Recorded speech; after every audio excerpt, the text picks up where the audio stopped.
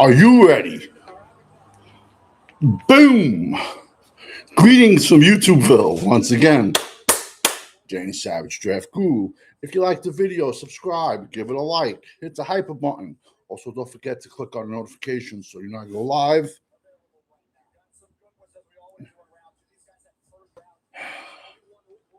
Best available. Denzel Boston. Insane he didn't go last night.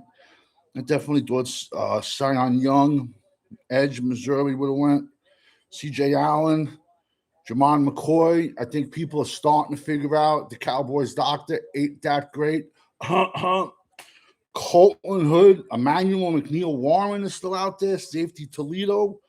I was putting him out there since May.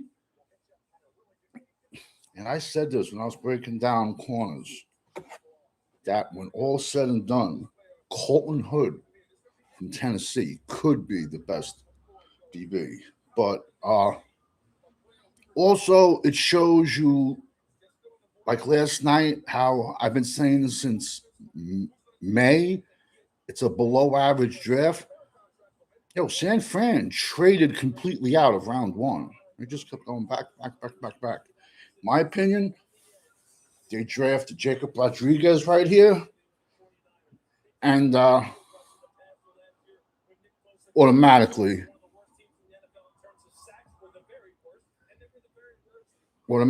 they sell 2 million jerseys overnight.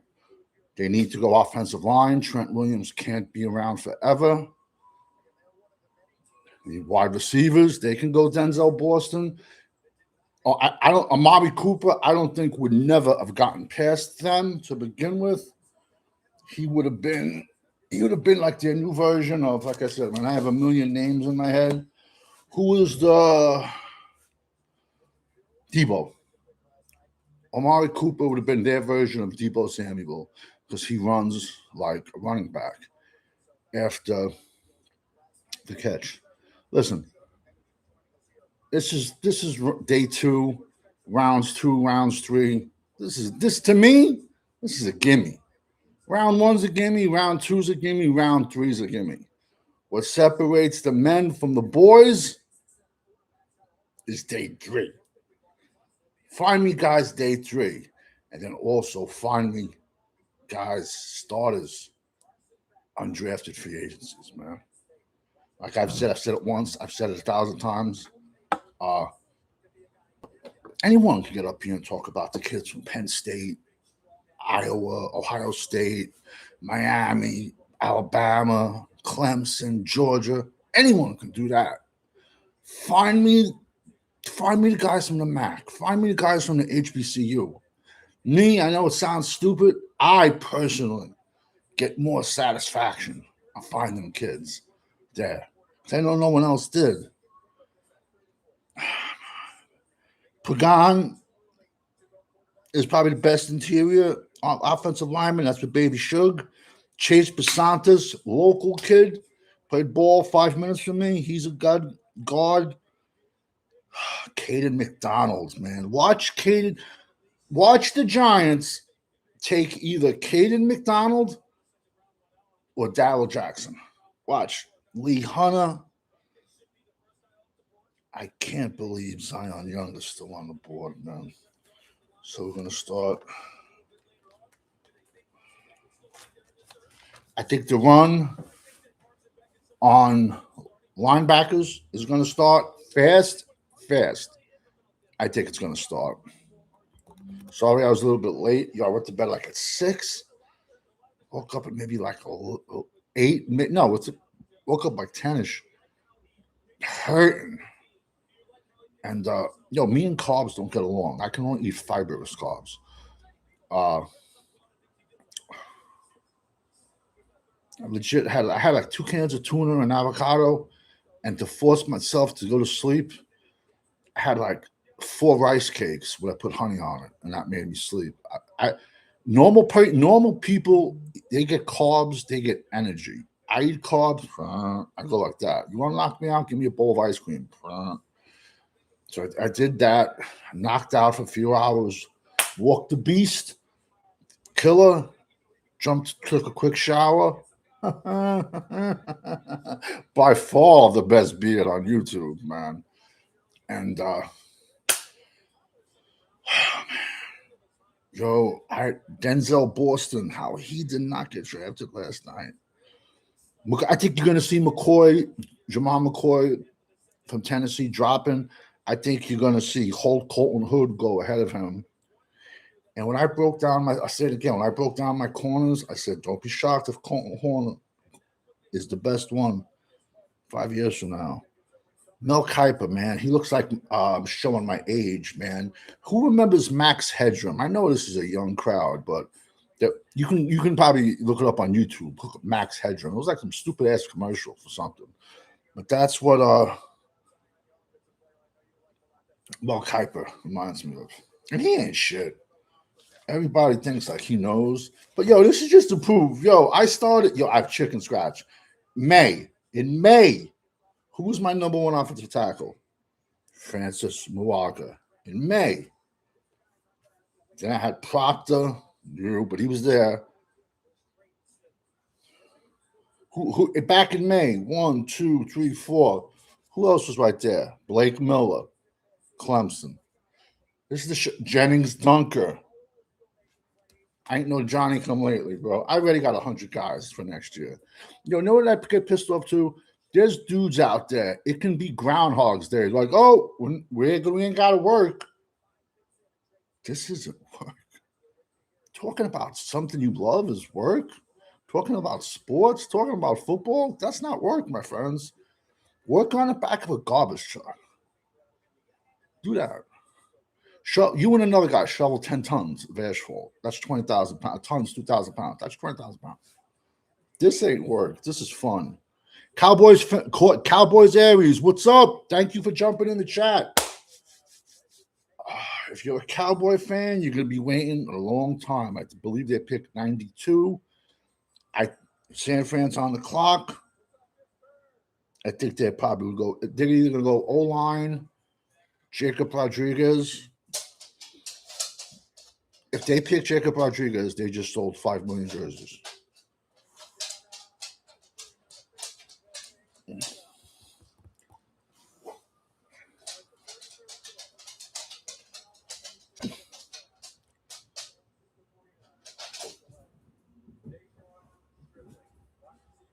No.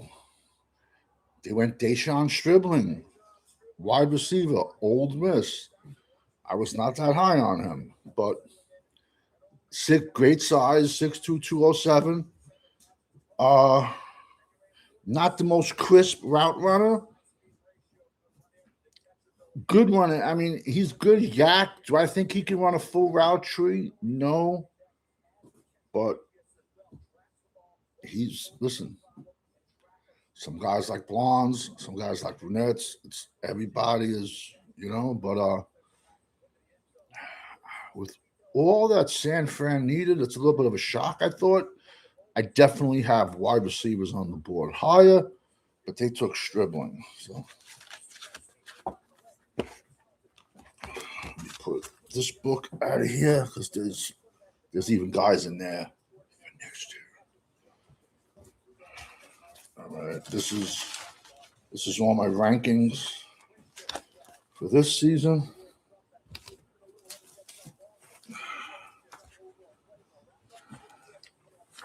This is all my rankings for this season. This is my sleeper book. I'm going to put out 6 more tomorrow. Yo. Yo, so I wake up. It's freezing in my house because I put the AC on because it got hot. It's amazing. A month ago, we had 6 feet of snow outside, and it was like in there. Yo, Killer, cut the shit. Yo, cut. No. Good boy. I have a stat when my dog attacks the couch. When I go live, we're on 2 attack couches. What's up? Who is that? CC? Is that Cool Cowboy? I can't. No, it's Ishan. What's up, everybody? Is Fifth Quarter Sports going live later? I know he might still be on the road.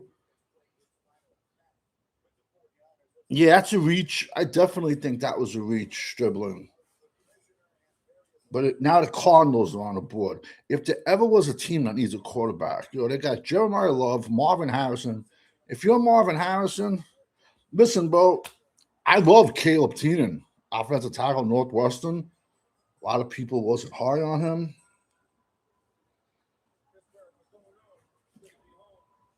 Let's see who the Arizona Cardinals pick.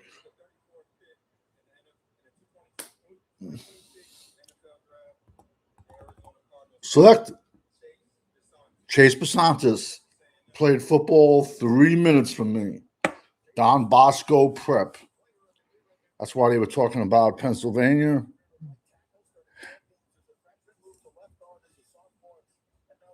6'5", 315.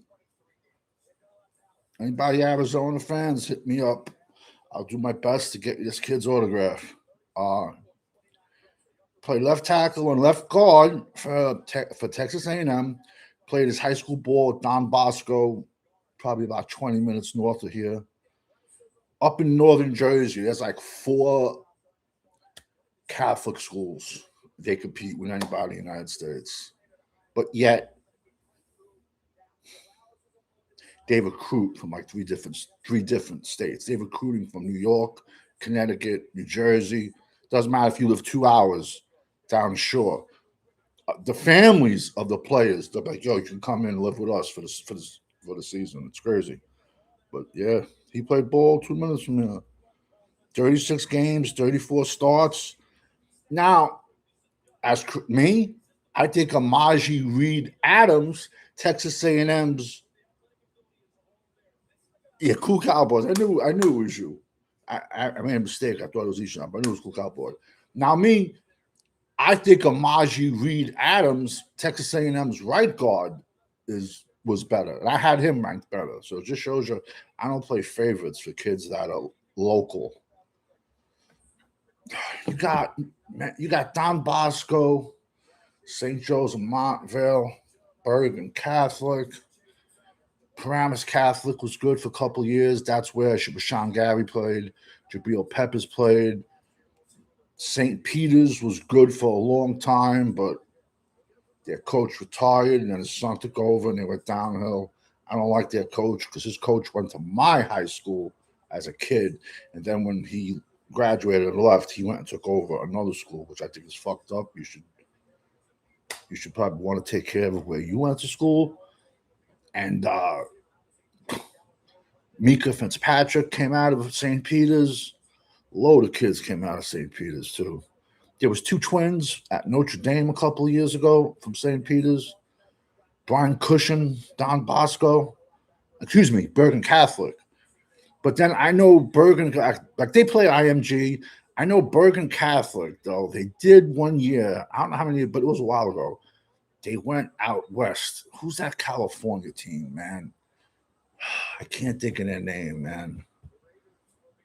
They're like 67-0, man. It's like the top team in California. They just smacked the shit out of them like 50-0, man. Let's see. You got all the Texas schools, then Vegas. They got what? They have a Bishop Gorman. I mean, but all these schools they play IMG, and IMG has 2 teams. They have a Florida team and then a touring team throughout the United States. IMG.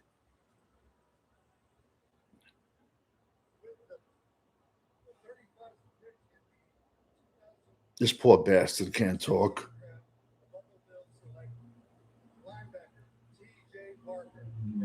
There you go. TJ Parker off the board to Buffalo.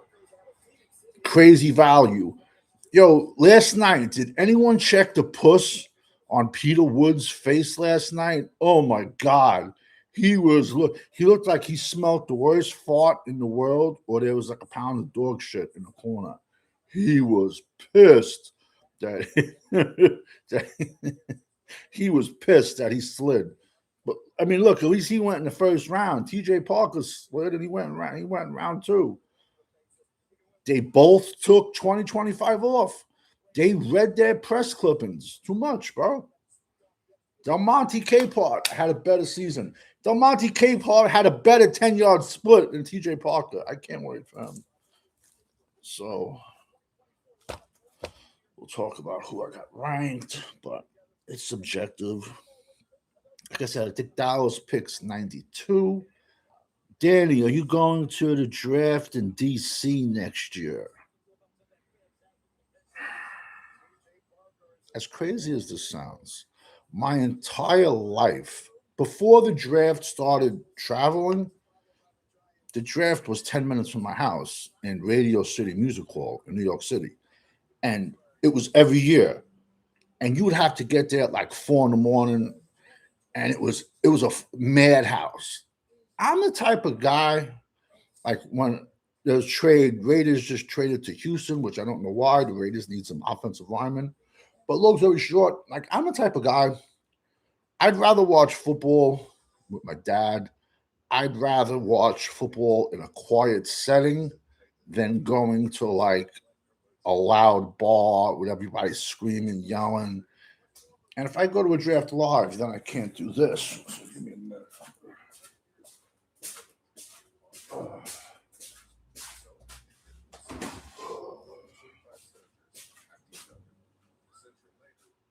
One minute. I feel bad. It's not legit.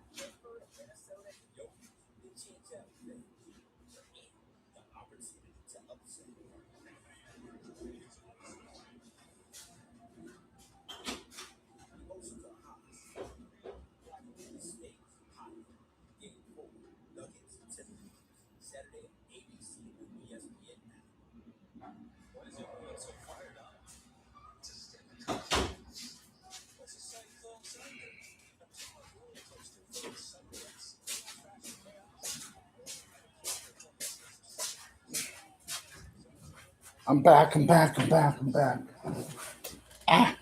to what I was saying. Yeah, I'm the type of person like I'd rather watch the game in a quiet setting.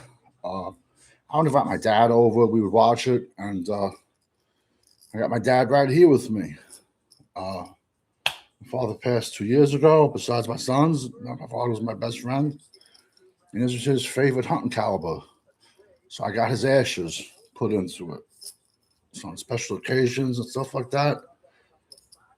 Well, he's always with me, period. But my father's watching the draft. When I watch, it's sad, it sounds funny, but when I watch Cowboys games, I put this on. Instead of standing with these dudes, yeah, who's drunk, who's pissing themselves. I would just knock somebody out. You know what I'm saying? That's odd.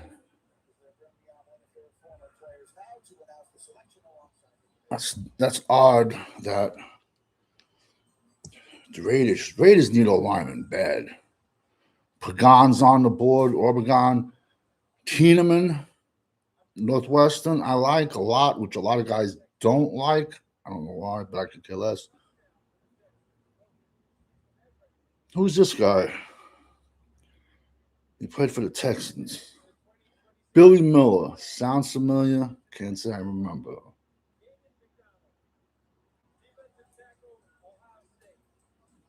Texans, man, bro, they got one hell of a D line, and they just got better.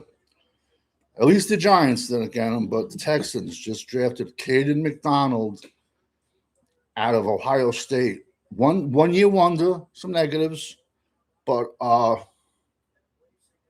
he's a true zero.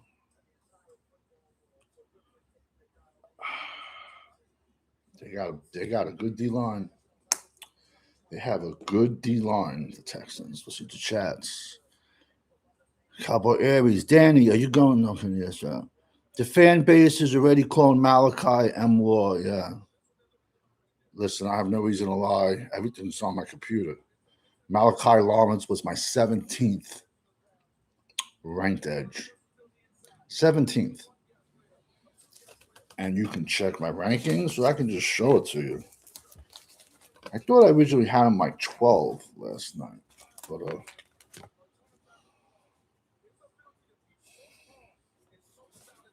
I'll show you. This kid's a monster, Caden McDonald. Him falling to round 2. Now, why would you raise this? Unless you're giving me a good pick, why would you not grab this kid? Listen, I get it. There's still so many good D tackles on the board. Edges.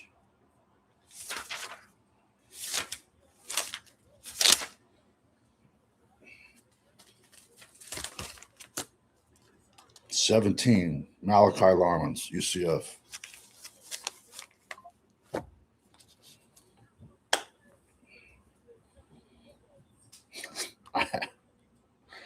I had, oh my God, Danny Dennis Sutton, Penn State, still on the board, higher. Zion Young, 6'5", 270, Missouri, higher. Anthony Vincent, Duke, 6'6", 250, higher. Gabe Jackas, higher. Derek Moore, Michigan. He only had like 28 sacks, 21 or 28 sacks in like 3 years. This kid is. Oh, now you're going to attack your chair? What's up with you, bro? He's switching. He goes from the couch. Now he goes to a special chair. What's up? What's up, killer? He gets jealous sometimes. Shows you how smart dogs are. One time I'm FaceTiming this girl. My dog jumped off his chair, ran on the couch, and jumped and sat right on me. And I said to the girl, I go, yo, my dog doesn't like your voice, bro. Just like that, I said to her, there's something about you my dog does not like. Animals are better judge of people than we are. And I never went anything further with her. So I was like, there's something about you, my dog does not like. And my dog likes women, period. He loves all women. Texans, bro, picked up a goon guard. McDonald, great value. I thought he was definitely going to the Giants. I could see Darryl Jackson going here to the Giants. Giants need a defensive tackle, guard, corner, wide receiver. Pagan, Caleb Teenan is on the board from Northwestern, left tackle. I think 3 for Logan Jones would be Rich. Jennings Dunker. Oh my God! Imagine the Giants grab him, throw him the left guard. Christian Miller, he's more of a 3 tech. Lee Hunter is a beast. I don't want the Giants to get him, but whatever. CJ Allen's still on the board. All the linebackers are still on the board. Jacob Rodriguez, CJ Allen. McCoy's going to slide. Evidently, no matter, everyone was blowing up his workout. Colton Hood, I'm telling you, Mel has him as his 3rd left. And I said, when this is all and over, he might be the best out of this group, Colton Hood, because he stood up when he had to. He just shut down. He's a shutdown corner. Besides Joseph, it's not like Tennessee have the greatest defense. The Giants. I could see the Giants going. The Giants are going to go, in my opinion, trenches. We'll see. They could go running back. They can go Katron Allen, Nicholas Singleton would be a fan favorite. I think Philadelphia is going to go after one or both. One Cowboys YouTuber said he is a hybrid of Micah and D-Law because his name is Malachi Lawrence. That guy should have. He should just take a nice big glass of Drano and just drink it. Because if you think he ever saw Malachi Lawrence play, straight up lying. There you go. Giants just picked up Colton Hood out of Tennessee. And when I put out my rankings on CBs, I said when all is 5'11", 193, he had over 10 passes defensed. I said he was at Tennessee. He was at Colorado.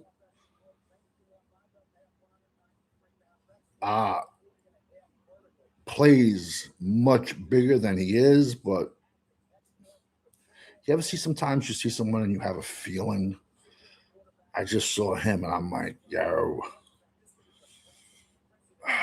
My number one corner is still on the board, kid from Clemson. But I could care less where people get drafted, and it shows every year. But Colton Hood's legit. So the Giants got a right tackle / right guard, Arvell Reese, and a shutdown corner. This isn't. Cowboys are in trouble. Cowboys are in trouble. 805 Vaughn. Boom. Thank you for jumping in the chat.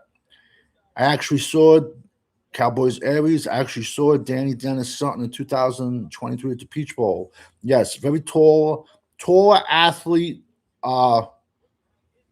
Big kid. He put on weight from the end of the season to the Senior Bowl. He put on about 20 pounds. He can put on about another 15. And as long, rangy athlete, but he has this knack of getting like sideways. He is gonna be an underrated player, bro. And like I said, he didn't play in the all St. Mary's School of the Blind. Matter Day, I'm telling you, it sucks having. Matter Day is the high school in California that Bergen Catholic played, and they got shellacked like 50-0. Matter Day. Yeah, but there's a corner, and those four schools recruit from 3 states, and they travel everywhere. It's ridiculous. The boosters they got.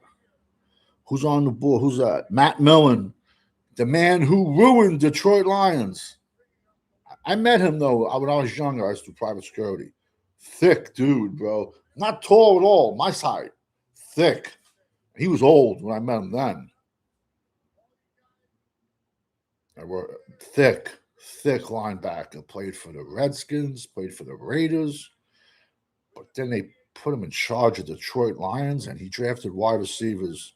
Not 1, not 2, 3 years in a row, and he hit on 1. Traden Stukes, Arizona safety. I think this is rich, especially when he's seasoned. He's older, but the Rams. The Raiders. Unless they just want to destroy Mendoza, you got to get this kid wide receivers. Elijah Surratt was still on the board. He might go a little bit later. But, someone still has to let me know, who did Jeff Kavanaugh have as his number 1 wide receiver? Because I will just cross him off my board, because that dude is the kiss of death to wide receivers. And we all miss on people. But he gets one name in his head, and he talks about that person every single show. And it gets effing annoying. I haven't listened to him in years. I called him out, too. He's a clown.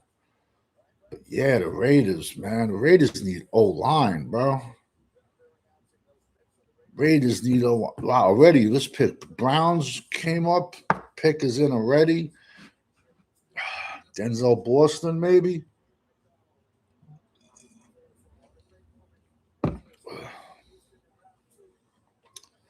Kid's a beast. Like I said, 1 year wonder, but crazy strong, crazy low. He plays. Low man wins. He's built thick, big legs, big shoulders. Now the Browns are on. Let's be serious. You can take a dart right now and just go bloop, and fucking Browns need everything, man. But I'm getting back to it before. I'm very, very high on Danny Dennis Sutton out of Penn State. He could have quit. He could have quit this year. When, listen, I hate Drew Allar because his deep ball sucks. But when they fired the coach Franklin, he could have quit. But him, Zane Durant, DeLuca, they played even in the meaningless bowl game in Yankee Stadium in the snow. They didn't need to. Ione, the left guard, he didn't play. I don't think Shelton played. Zane Durant was out there. Zakiya Wheatley didn't play. But Zane Durant and Danny Dennis Sutton, they were out there in a meaningless game, and they didn't need it, man. But I like him a lot. Let's see.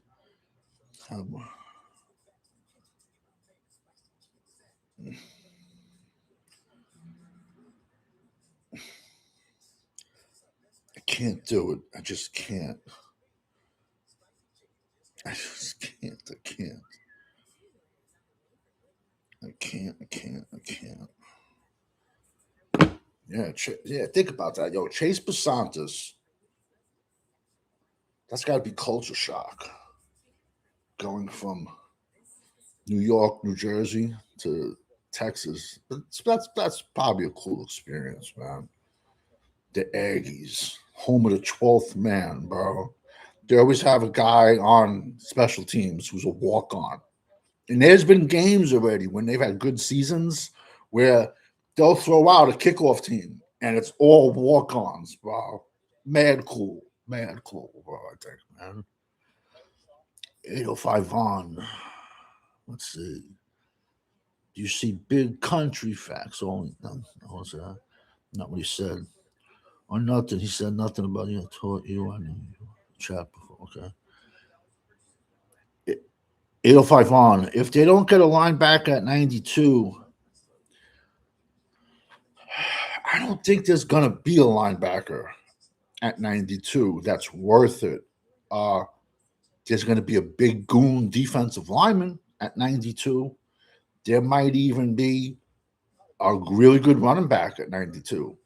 There could be a good wide receiver. There could be a good offensive tackle. This is what happens when you draft for need instead of BPA. And the best example I can use, the Rams were just in the NFC Championship game, and they drafted a quarterback at 13 yesterday. So you have to go BPA, but Dallas has no defense, so they'll reach. Later on, I like Jack Kelly out of BYU. Love Murdoch. Joe Hayden, who's a tough kid. He played for Pittsburgh, played for Cleveland.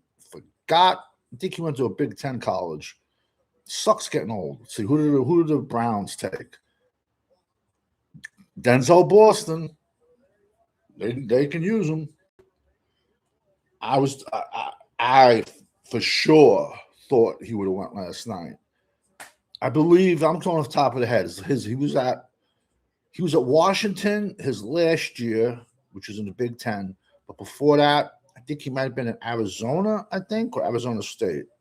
But 6'3", 210. He had, fast for his size, will go up and get the ball, not afraid to go over the middle, deceptively fast, big, 6'3". I'm shocked he didn't go last night. That just shows you. I thought Philly would have went after him, but they went with Makai Lemon out of USC, who just, even last night, he looked like he had about 20 energy drinks deep last night. If they don't go linebacker in the fourth round, Yeah, fourth round, you get guys like Jack Kelly, Red Murdoch, but still, even in the fourth round, if you're a Cowboy fan, we need two linebackers. The Cowboys need two linebackers, another safety, two defensive linemen, and two goons, a swing tackle. That's six. And that's all we got. We got six draft picks. And they will not stick to that, what I just said. They won't. They won't. I didn't pay any attention at all. I can only imagine. What have the Cowboy content creators been saying about Caleb Downs? I like this channel because he ain't a Dak Slurry beatdown. Thank you. I don't know. Why would he sucks? Cleveland's on the board. I mean, KC's on the board again. They could go offensive line. They need to protect Mahomes. Maybe a tight end. Kelsey ain't getting any, he ain't getting any earlier, but quicker. I mean, he getting any younger, but they signed him to $50 million. Or Mason Thomas, Oklahoma. Where did I have this kid? He was my 12th ranked edge. I wasn't that great on him. Wasn't that, but they've put 3 picks straight on defense, man. What they took Massador? No, they take Massador. They took the corner from LSU. Then they got Peter Woods. Now Mason Thomas. They better hope. Quarterbacks needs 100% because this is what I don't like about running quarterbacks. When you have the Michael Vicks of the world, the Randall Cunninghams of the world, when they suffer lower leg injuries and then they're forced to be a pocket passer, it's usually not a good ending.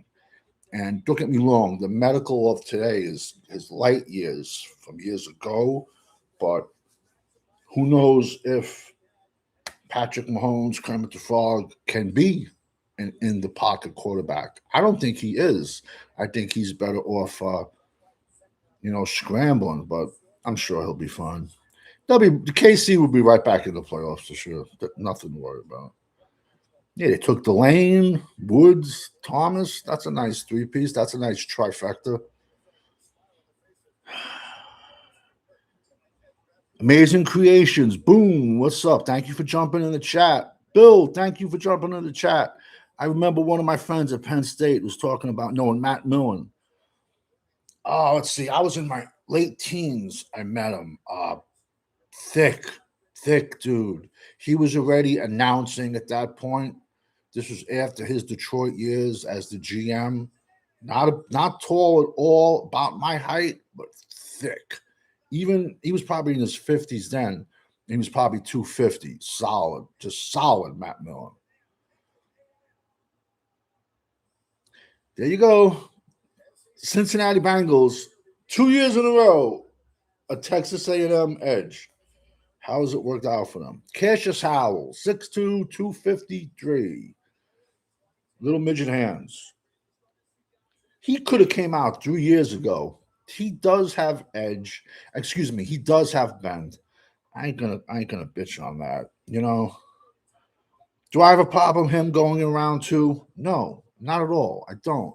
But when people were talking about him as a top 5 pick and this and that, yeah, I don't have no problem with him. Where'd I have him? He was my 11th. He was my 11th edge. The only issue is going to be what happens when the Trent Williamses of the world, the Penei Sewells of the world, the bigger men, grown men in the NFL that are 6'6", 330. What's going to happen when they lock their hands on him? That's the $1 million question. I got no problem him going round 2, none whatsoever. Yeah, CJ Howland's still on the board. Amazing Creations. Hill is on the board. Jacob Rodriguez is still on the board. The Aints are on the board. The Saints. The Saints need offensive line. I can see them going Pagan out of Oregon. Picks are going a lot quicker. I'm telling you, tonight is going to be fast, just like last night. Last night was really quick, man.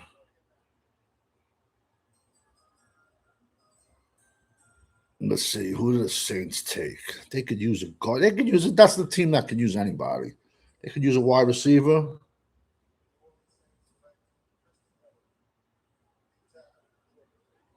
Christian Miller, defensive tackle, Georgia. They could have got anybody. He was probably my top 3 tech.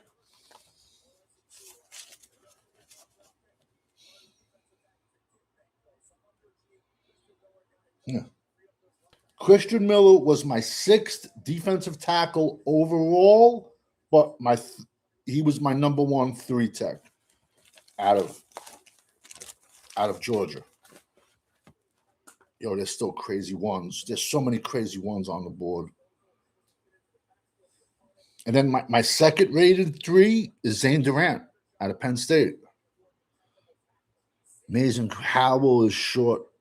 Yeah. You're gonna have people are gonna run right at him. But this kid ran under the radar, Christian Miller. He was my number 1 3 tech. Because even though I'll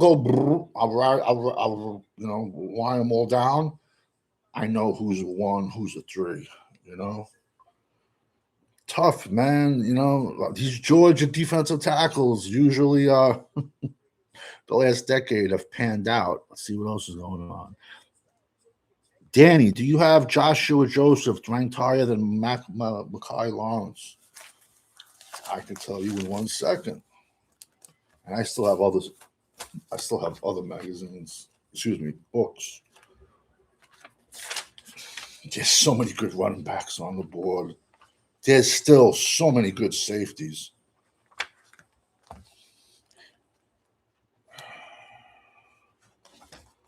Let's see.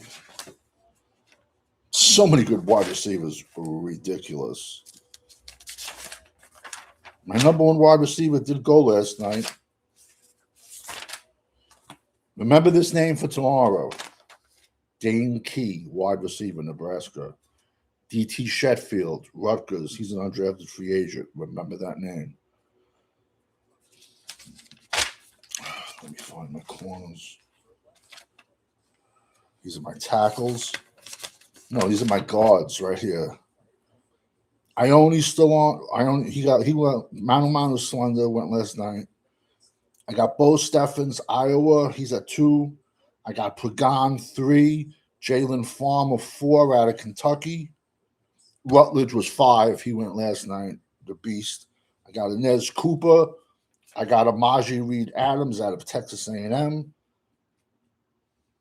Then I got Jeremiah Wright, Auburn, all 6'5", 340 of them. This is another kid I love that he's not getting any love at all. Is DJ Campbell, Texas right guard. 3-year starter, 6'3", 340, as wide as a refrigerator, and he can stand up and tie his shoes. For not being that tall and being short and stocky, this dude can punch you from across the room, and he ain't getting any love. Somebody's going to get real great value with him. And yet no one's giving him love. It's crazy, bro. The question was, did I have Joseph out of Tennessee over Mekhi Lawrence? I'll tell you in 1 minute.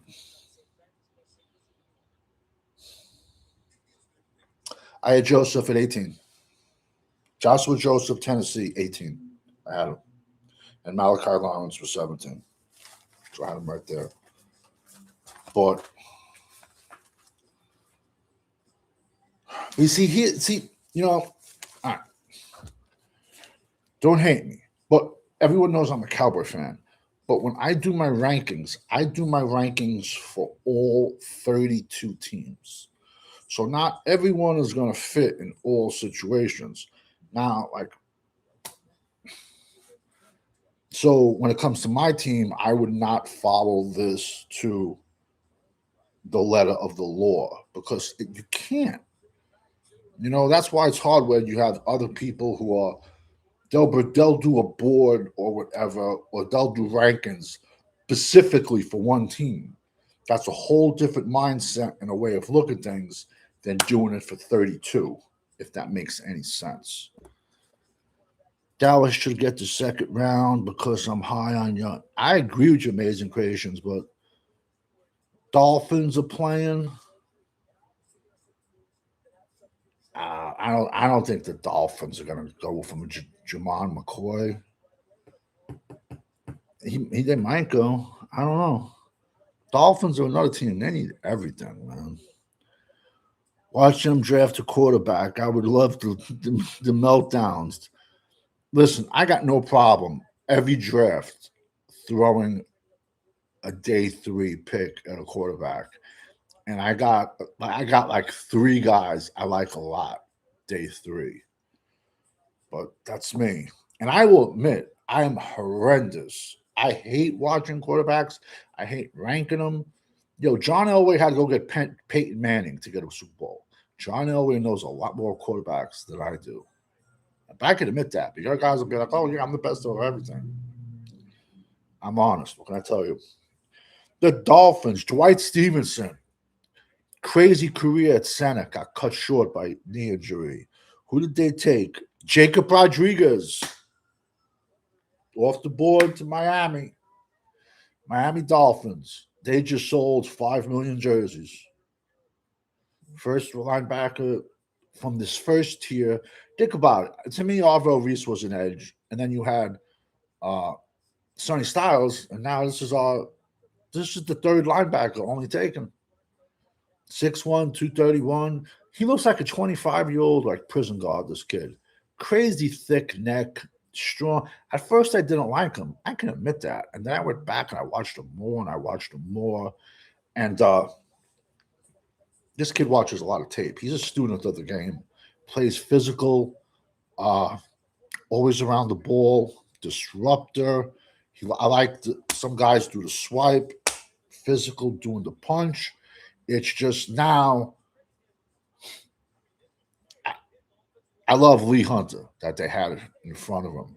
But now he's going to be going to Miami. And now this is why it's not fair. He's going to go to a Miami team now that's hot garbage. And he's going to take a beating. And if he takes a beating, people are going to say, oh, he sucks or he's this and he's that. And no, trade alert. Jets are on the clock, but now we're hearing trade. New York Jets have traded pick to the Detroit Lions. I read today the Jets are going to a 3-4 defense. I still would not have taken Bailey. But Miami, no, Dolphins have taken Caden Proctor. He has a good OnlyFans career. And I forgot who the other two was. I didn't catch it. So the Lions are on the board, man. The Lions are aggressive. You can't take that. We all know Dan Campbell's a little nuts. He was a Cowboys tight end. He looked just like Jeremy Shockey back in the day. He had long-ass hair. You couldn't tell them apart. And Shockey lived like 3 minutes from me, too. I was in his apartment one time. It was a fucking mess. It looked like a tornado went through his apartment. And he had a hyperbaric chamber in his apartment. They all do. They all do, those guys. Derek Moore. Love this kid. Love this kid. This kid is so underrated.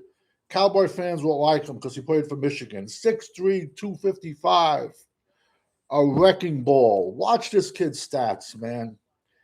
He was on the field when Michigan stopped Alabama in the playoffs like 3 years ago. He was one of the kids that caught their quarterback behind the line of scrimmage. He can play with his hand down. He can play stand-up. That's why if Dallas was going to a 3-4, I was like, this kid would be perfect. I was crazy high on this kid. Crazy high. He was in my edge class, Derek Moore. And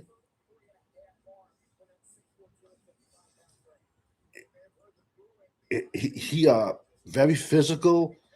He'll try to run down you, man. In 2026, 36 tackles, 11 for loss, and 10 sacks on a subpar Michigan team. They also got a good D tackle going later with Sean Benny, bro. I like Derek Moore big time. I'll tell you right now where I had him.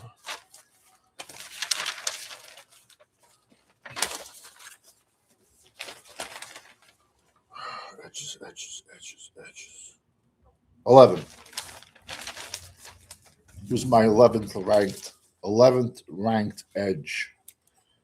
Listen, it all depends what you like, but yo, that kid can produce. And he played on a below average Michigan team this year, but he's produced every year. He was there every year, man. His fucking glasses are bothering the shit out of me. 805 Vaughn is in the house. Amazing Creations is in the house. He can block a field goal that tall on the refrigerator. McCoy will fall to the 4th round. I don't know about that. I definitely listen. I think teams finally got hip for the doctor who was allegedly doing the surgeries on all these kids. Also, too, I think when he came in and did some physicals, people saw other stuff. I think, him not, just waiting for his pro day, I do think hurt him. But we'll see what happens, bro. I mean, look at last year. The Cowboys took Ravel in round 3, and everybody thought, oh, don't worry about it. Oh, he got his arm replaced? Don't worry about it. Spit on it, put some dirt. He'll be fine. No, bro, I don't care. And then, you got these kids that had never had surgeries before. And, oh, yeah, look at him. He ran a 4.3. Okay, yeah, that's great. Can he zigzag? Can he cut? Can he backpedal? In my world, all knee injuries are 2 years before you're 100%. That's just me, man. And I'm a nobody. Let's see. Zach Thomas protege. Listen, I do like Jacob Rodriguez. I believe he was my 5th ranked linebacker, but he got nobody around him at Miami. He's not going to have all those stars around him like he did at Texas Tech. That's why a lot of this stuff is subjective too. You know what I'm saying? Blog just I thought San Fran was going to take Rodriguez, but now the Dolphins, big Spanish community, South Florida, they just sold 5 million jerseys. I knew he was going to go.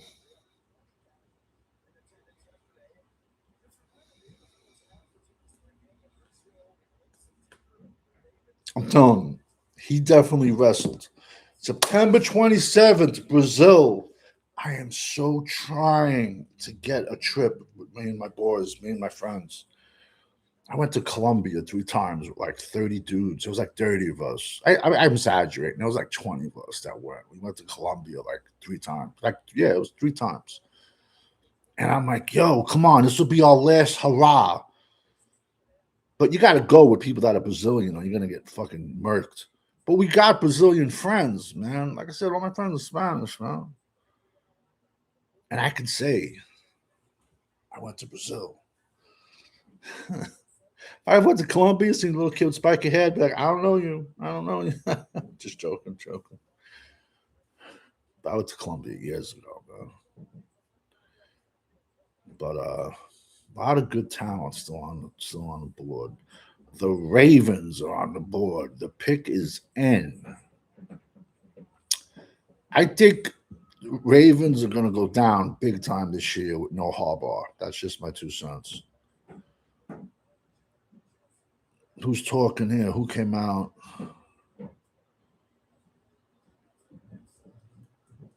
And this is why I laugh at the combine Perfect example, Terrell Suggs. I believe he went to Arizona State. He was a Sun Devil, I believe. I'm not going off the top of my head. This is 25, 30 years ago. And he was supposed to be a top 5 pick. And he ran a 4.7. And oh my God, they just wondered. Just everybody was just. And look at the career Terrell Suggs had, man. Combine's a joke, man. The 40-yard dash, unless you're a wide receiver, a running back, but even not. Look at South Carolina's Nick Highbar. He could win a gold medal in the Olympics, but yet he can't get open in football because there's football speed and there's track speed. There's no money in track. If track speed equated to football speed, all these track stars would be playing in the NFL, making billions and billions. See who the Ravens take. They could probably go. They need O-line. Their O-line's been banged up. Girls flag football. I saw a ladies' league last night, like on commercial, like full tackle, some on the East Coast. Weird. Zion Young, Missouri. There you go. That's great value. Great value. I thought him going late round 1, but we'll see. No big deal. Listen, these picks mean nothing, man. It matters once you get there, what you put into it, how serious you take it, and hopefully you have a good coaching staff around you that don't ruin you. Yo, 6'5", 260. I would have took him last night over Malachi Lawrence. There's him up against OnlyFans, Caden Proctor. One hand. Is that guy front? Yeah, Caden Proctor's future is OnlyFans. Stand up. Was not a fan of that Malachi Lawrence pick at all. I kind of equated it to Sam Williams 2.0. Jerry Jones must have measured him in the locker room, though. He pulled out his tape measure. Oh, we want him. I truly believe that's what him and Dan Quinn, how they would rank their defensive linemen. Because just half of their picks just never made sense. The Bucs are on the board again, man. Are they going to take another D lineman? I could see the Bucs going O-line. They need. I don't know. Did they resign? I mean, I know they got Emeka Egbuka. I don't know if they resigned Mike Evans. I'm not sure. They could use some help there. Maybe running back. Let's see. Tampa. Rondé Barber. Yo, I met Tiki Barber. No joke. He's like up to my shoulder, bro. And when he left the Giants, he thought the Giants were gonna fall apart, and the Giants won 2 Super Bowls without him. Legit. I was in Hooters one night, and he was in there doing a promotional tour, like his rookie year. He legit was up to my shoulder, Tiki Barber. Josiah Trotter, linebacker, Missouri. Just pisses me off, man. 6'1", 240. Very athletic. Very. He declared for the draft late. No one thought. He came in, did his 3 years, and came out. Out of all of his siblings, I think he's the best one. His brother, a lot shorter, stockier, went to Clemson. Round 2, this kid's a steal. And all the monsters he's going to be playing on behind at Tampa Bay.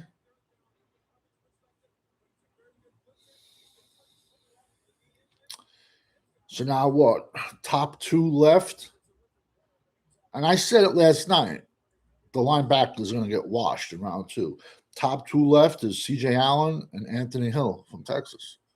Though that was the second tier. It just sucks, man. But it doesn't, man. Trade alert. The Colts were on the board. I could see the Colts trading pick because they got no fucking body. They were doing so good, and then they gave up 2 picks for Sauce. I did like Sauce Ahmad Gardner from the Jets. He was not worth 2 first-round picks. And then their quarterback blew out his Achilles. Talk about a bad year, man. Do you know what it is not to have a first-round pick 2 years in a row?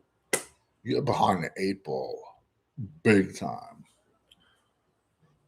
McCoy might, yeah, he might go to the fourth. I don't think so. I think he's gonna go.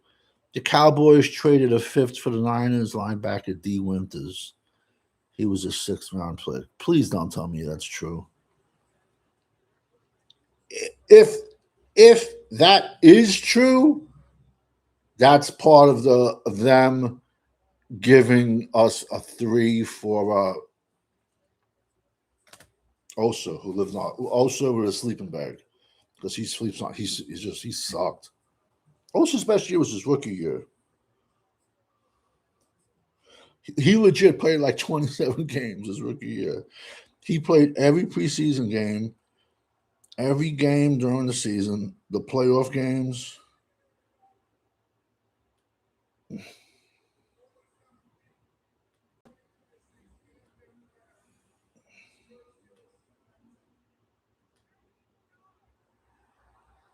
Steelers, Jeremy Bernard, wide receiver, Alabama. I'm okay with that.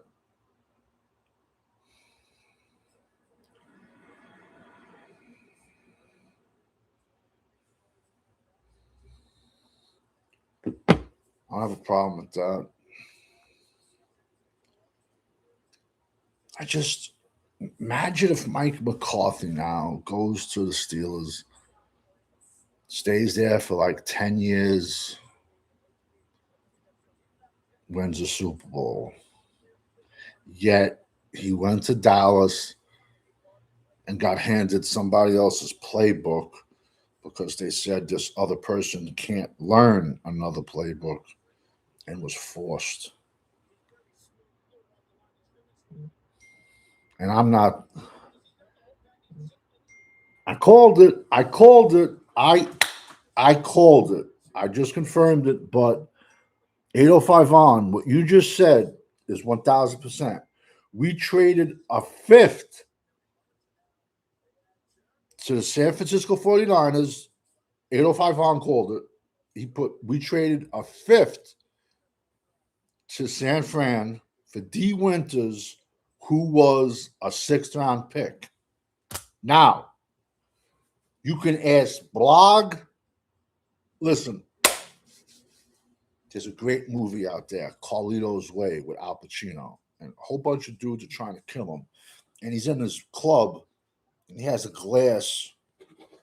He has a giant fucking roach like this big, man, inside the glass. And he's just playing with them. Because he should have killed the guy, but he didn't. He's trying to change his life. But he says, when you can't see the angles anymore, it's time to get out of the game. When San Fran gave the Cowboys a round 3 pick for Osa Odigizua, I'm like, that don't seem right. We're either going to make a trade with them on draft day, and we did, and we gave them a fifth for a sixth round D Winters. And that was Blog texting me saying, you called it. I'm not as stupid as I look, but I can see, yo, nobody, yo, come on. Oh, a third round pick for Osa? Osa sucked. I told him he should bring his fucking sleeping bag with him, bro. He was always on the ground. His best year, he was a rookie. Then he fell apart, and then we paid him $100 million, and he just got worse. You know, and I said it. So from what I can remember, D Winters, not the biggest guy. Do we have any fifth rounders left?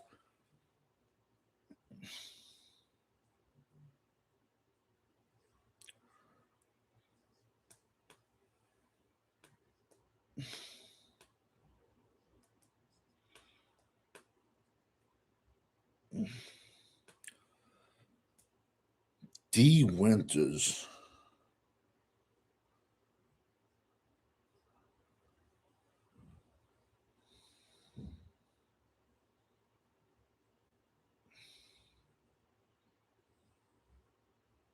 Well,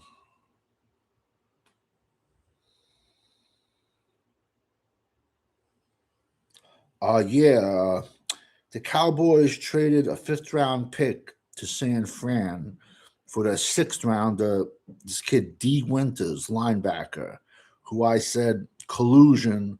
That's payback from them giving us a 3 for Osa.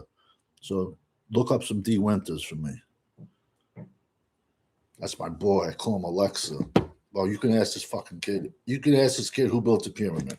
He'll tell you. You can ask this kid if we landed on the moon. He'll tell you. You can ask this kid if there's Martians. He'll tell you. You can fucking ask this kid. You could ask this kid to look up fucking somebody in Alaska on a fucking street where 3 people lives, and he can get it in 3 seconds. I call him, and I've been friends with him my entire life, man. Crazy stories. And in our younger years, everyone thought we were brothers, bro. You know, I was jacked. He was still jacked, crazy jacked. And to this day, when I don't go out much. I don't at all. But if I do go out, people come up to me like, "Oh, where's your brother?" I'm like, "Oh, he's home." I don't got a brother.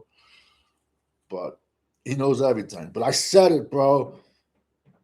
San Fran gave us a 3 for Osa. That doesn't make sense. So they gave us a 3 for Osa, and we gave him a 5. No, we gave him, yeah, we gave. So I wonder. So that means we have 5 draft picks left. 5 left. Maybe they won't forget. Maybe they'll play D. Winters. I could be mistaken, but I don't think JB, the Cowboys fan, is in the house, bro. Check out his channel. Yo, JB, check this out. About a month ago, San Francisco gave us a 3rd-round pick for Osa Odigizua, and I was like, yo, something's wrong with that. He ain't worth no 3rd-round pick. And I said, Avion Terrell just went to the Falcons. Clemson, ironically, tough kid, plays much bigger. He was my number 1 corner. I got no problem taking chances.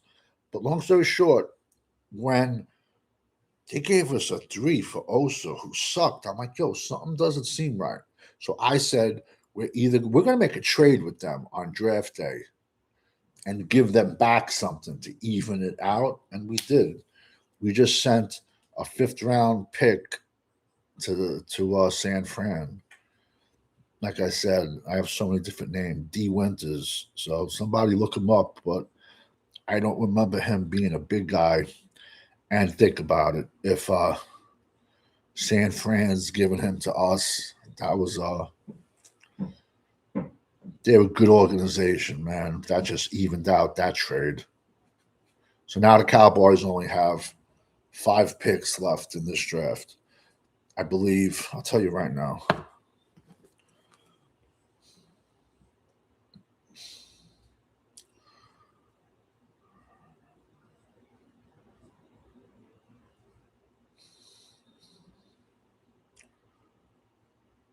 So we pick 92, 112, 114, 137. Then we just gave up a 5th, which was 152 for D. Winters. And then our last pick is 218 from the Titans. So tomorrow is 3/4. That's it. 3/4 and a 7. That's it.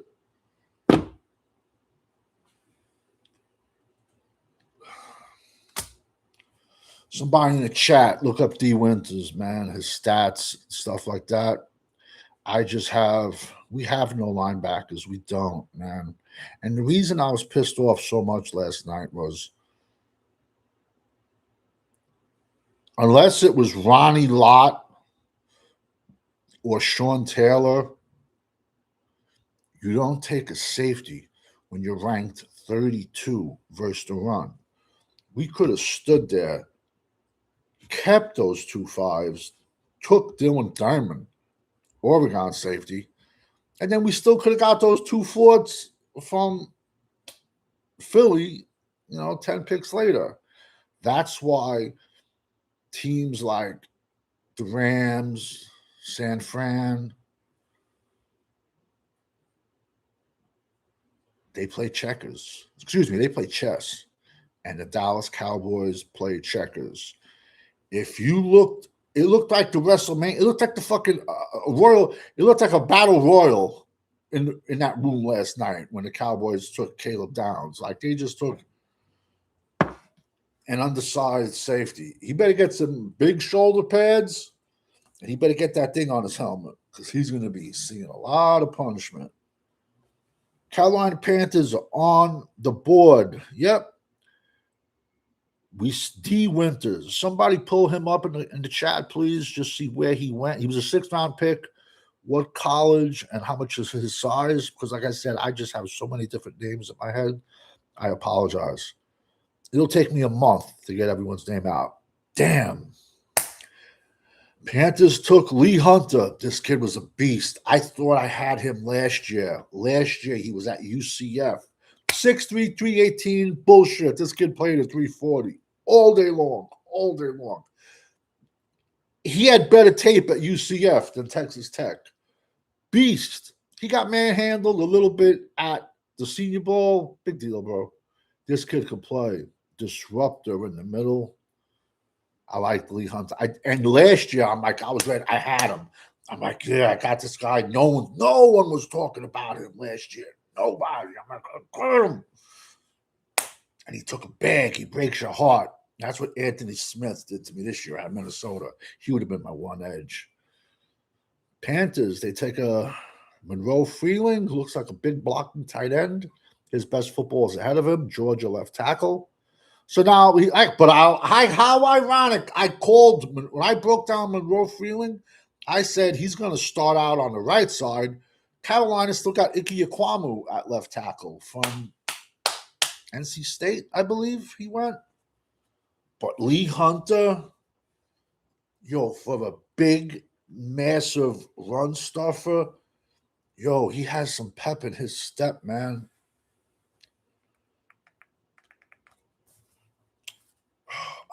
Elijah Surratt, Indiana. I like him. He's still on the board. Missed 3 games, 15 touchdowns.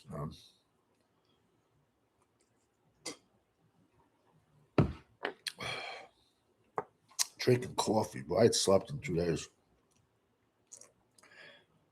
See, now the problem with the Jets is they're getting all this talent, but they got fucking Geno Smith back. So, what? Unless they can get it, unless Joe Namath can come back, or fucking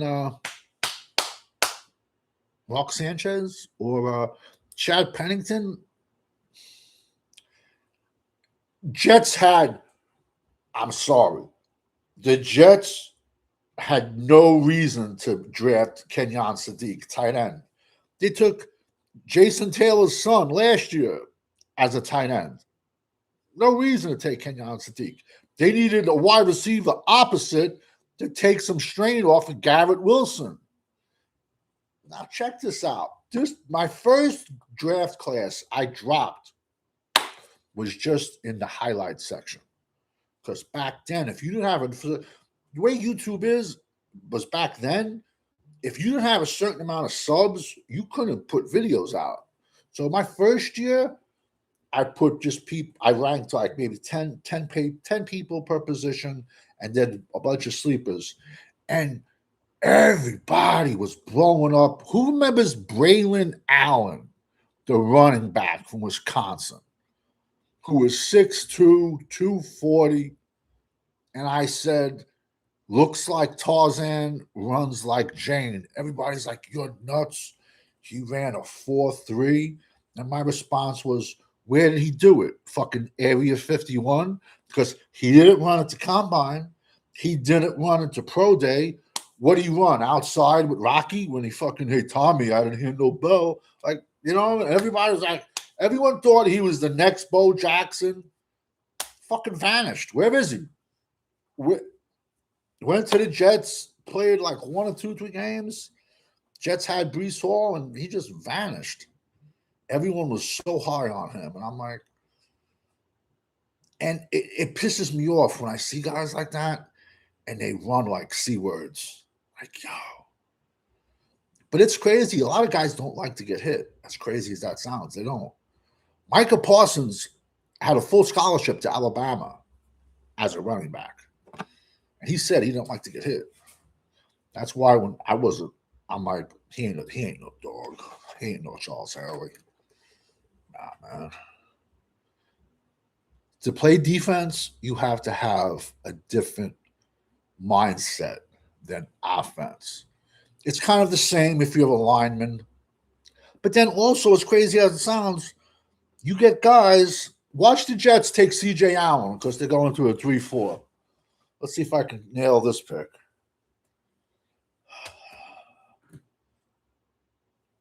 It would be perfect for them. 3-4, C.J. Allen, Georgia. Curtis Martin was legit. I do think other people deserve to be in the Hall of Fame before him, but I think the Jets only got like 3 dudes in the Hall of Fame. They got Klecko, who waited 35 years, and he was all pro at 3 different positions along the defensive line. I met him too. Maybe a little bit taller than me. Solid. Joe Namath, and I think he's the 3rd. And then they got Kevin Mawai, I believe, the center. D'Angelo Pounds. I was crazy high on this kid, Indiana corner. If you went by tape, now he's 5'8", 182. D'Angelo Pounds, corner for Indiana. If you went on strictly tape, he's the first cornerback drafted. And if you watch my channel, who did I comp D'Angelo Pounds to? Can anyone that watched my channel remember who I comped him to? The guy who just drafted him, Aaron Glenn. Because when Aaron Glenn played for the Jets, Aaron Glenn is on the small side. So listen, bro, you can get away being 5'9" and a corner. If you're crazy physical, can jump high. And I comped him to Aaron Glenn, and Aaron Glenn drafted him, bro. There is a method to my madness, people. There is. And it's all on tape. And me and Nate Dogg, we're gonna break records this year, bro. His channel is gonna blow up, and we're gonna start working together. Vikings are on the clock. They took Caleb Banks. I'm still waiting. Caleb Banks has all the potential in the world, but just waiting to see it.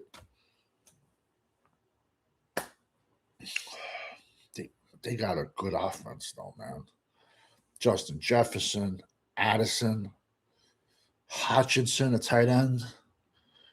So D. Winters was a part of the Osa trade. No, Jaw Jaw. I said it. Jaw Jaw.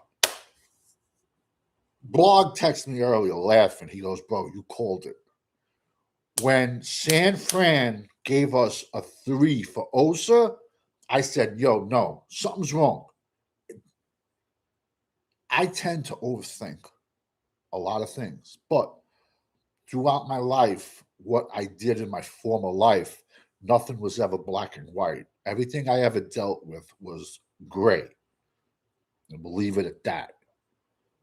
But I'm like, San Fran is a really good organization, and I don't see them giving a 3 for Osa. So I said, watch Dallas and San Fran either trade back or we make a trade draft weekend. And it happened. I wish I could hit fucking the lottery like this. I like this kid a lot too, bro. Jake Galladay, Cincinnati, 6'4", 250, 240-ish, tough. There you go. I'm not bad. 6'4", 239. I'm going off the top of my head. My rankings are here. I like this kid a lot. He's big, very athletic. Big, very athletic, fast. He's not going to be a problem in the passing department because a lot of times you get big linebackers that big. They're kind of bad in. They're only big run stuffers. Look right here. Play him inside. Play him against the edge. And that was Elijah Pritchett, a pretty good offensive tackle who used to play for the Alabama. Then he transferred to Nebraska. I like Jake Galladay a lot. He was in I think my top 10 linebackers. Seeing him, though, go ahead of C.J. Allen, maybe listen, bro, I'm not a doctor. I'm an amateur gynecologist, but I'm not a doctor. So would I have taken him over C.J. Allen? No. Would I have taken him over Anthony Hill? No. But there was also rumors out there that Anthony Hill was getting over an ankle surgery. I don't know if he had it in I don't know if he had it in the season or after the season, the injury. I don't know. But if you went off of Anthony Hill's 2024 tape, he should have been long gone. I think Dallas will not draft him because all the fans are going to be like, oh, he's going to be agent one. You know, all the fans are just going to compare him to Overshown. That's why I would just like to get somebody else, but I'll find my linebacker rankings right here. But I had Galladay high, but not that high. Like I said, I had here's some linebacker. Yo, remember this name for tomorrow. Brahim Parham, UConn. 5'11", 230, highlight reel. 126 tackles, 11 sacks, 3 forced fumbles, 3 forced recoveries. No one's talking about him. He's a chess piece. This is my tackle list. Give me a second to find. I still got like 6 more notebooks over there. It's tough a lot of times when you're deciphering between the edges and the linebackers, where I might view him as a linebacker, that team might view him more as an edge, so it gets a little tricky. This is my corner list. I loved Chris Johnson last night. He was my 3rd ranked corner. He went last night. Colton Hood was my 4th ranked corner. And under my notes, I put he's young, 6 foot, 185, 14 passes defensed. Played at Colorado. And my note at the bottom, when all said and done, he might be the best in his class. And then right after him, I had D'Angelo Pounds from Indiana. Listen, I don't care what your size is. If you can play, you can play. That's how Jimmy Johnson was. That's how a lot of the greats were. They drafted football players. When Jimmy Johnson was at the U, I think he might have left, but they had a 5, look him up, man. They had a 5'8" linebacker, very famous, Rohan Marley. His father was Ziggy Marley, the musician, the famous Jamaican musician. So his name was Rohan Marley. And he was on the field where he started at 5'8" at linebacker. This kid was a missile. This kid was a pit bull. Fucking lay you out. If you can play, you can play. Would you rather like a guy that wins the underwear Olympics? Nah, bro. But that's me. I draft football players, but a lot of people don't. Gotta find the linebacker list. All right, here we go. Linebackers. Sonny Styles 1, of course. Anthony Hill 2. He's still out there. C.J. Allen 3. Still out there. Like I said, I don't have medicals. Jacob Rodriguez was 4. Josiah Trotter 5.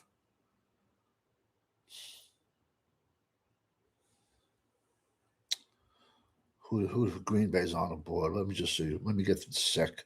See who they pick. We have to pray Green Bay has a bad season. I think Chicago. I think Detroit will bounce back. I think the Bears are gonna get better. I'm sorry, everyone hated on me, but I liked Caleb Williams a lot at USC. Brandon Cease, linebacker, cornerback, South Carolina. A lot of people are high on this kid. It's a good pick for them. He's solid. All right. 6th, my man's a little crazy. He headbutted a referee by accident. Joshua Barnum, Michigan. 6'3", 250, can play with his hand down, and he can also play middle linebacker with a nasty disposition. He hits you like you owe him money, bro. He was my 6th ranked linebacker. I had Jack Galladay, who just went from Cincinnati, at 7. 8, Jack Kelly, BYU. 9, Red Murdoch, who I had him last year. I thought he was Red Murdoch could have came out last year. He must have had a hot piece of trim up there in Buffalo, and they threw a bag at him. And his partner last year, Sean Dolak, was another beast. He was on my sleeper list.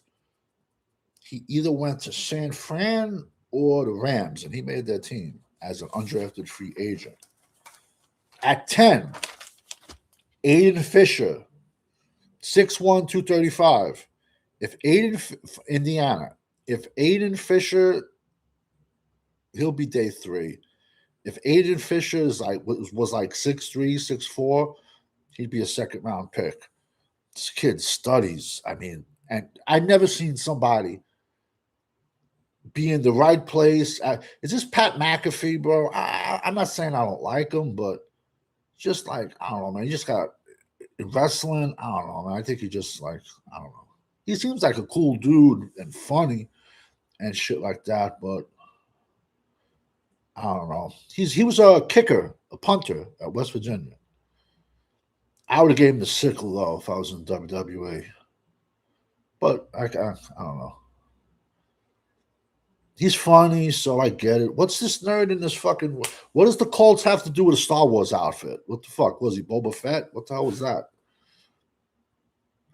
They just showed a guy like in a Star Wars outfit. I never understood that shit. Grown people dressing up as Star Wars characters. I never understood it. Funny story. During the C word year, I ordered a pizza, and I came to the door with a Captain America t-shirt on. I don't think he was all there. His eyes lit up like, oh my God, did you see this part of the movie? Or I don't even know if there was one Captain America movie or fucking 30 ones. I couldn't tell you who was in it. All I could tell you was it was a fucking comic book when I was a kid. And he was ready. Colts took CJ Allen. It's a solid pick, man. Round 2, Georgia. Colts took him. CJ Allen. So Hill definitely has an issue with his ankle, but it depends. Was it bone or was it ligaments? That shit can linger if it's ligaments. But long story short, so I answered the door. I had a Captain America shirt, and this guy wanted to have like a fucking hour conversation with me about Captain America. And I was like, yo, my man, I don't know anything about this shit. It's just a fucking shirt I bought, like I don't know, Old Navy maybe. And he looked like I just stepped on his sandcastles at the beach. Like he was ready to start fucking crying. I'm like, yo, just give me my pizza, bro. Like, I don't want to talk about fucking Captain America. I don't know. And like, I ruined his day. CJ Allen, 97 tackles, 7 for loss, 3.5 sacks, 2 forced fumbles. The last of the second tier is Anthony Hill. Let's go. 12, 11. I had Landon Barton, Utah, 6'4", 240. A little bit on the older side, bigger side. but I thought if we were making the transition to a 3-4, he would be a perfect 3-4 inside linebacker that you could get day 3. 12, Bryce Butcher, Oregon, 6'1", 225. He doesn't care about CTE. Eagles are on the clock. Eagles need a right tackle. Wayne's getting older. Eagles, Landon Dickinson might retire. Don't be shocked. It's a Penn State running back. Eagles got a shitload of picks, man. I'll go back to my running back list. Excuse me, my linebacker list after this. The Eagles. Hey, I can't be mad at. We can't be. If you're a Cowboys fan, you can't be mad at the Eagles this year. We got 2 fourths out of them. They saved our draft.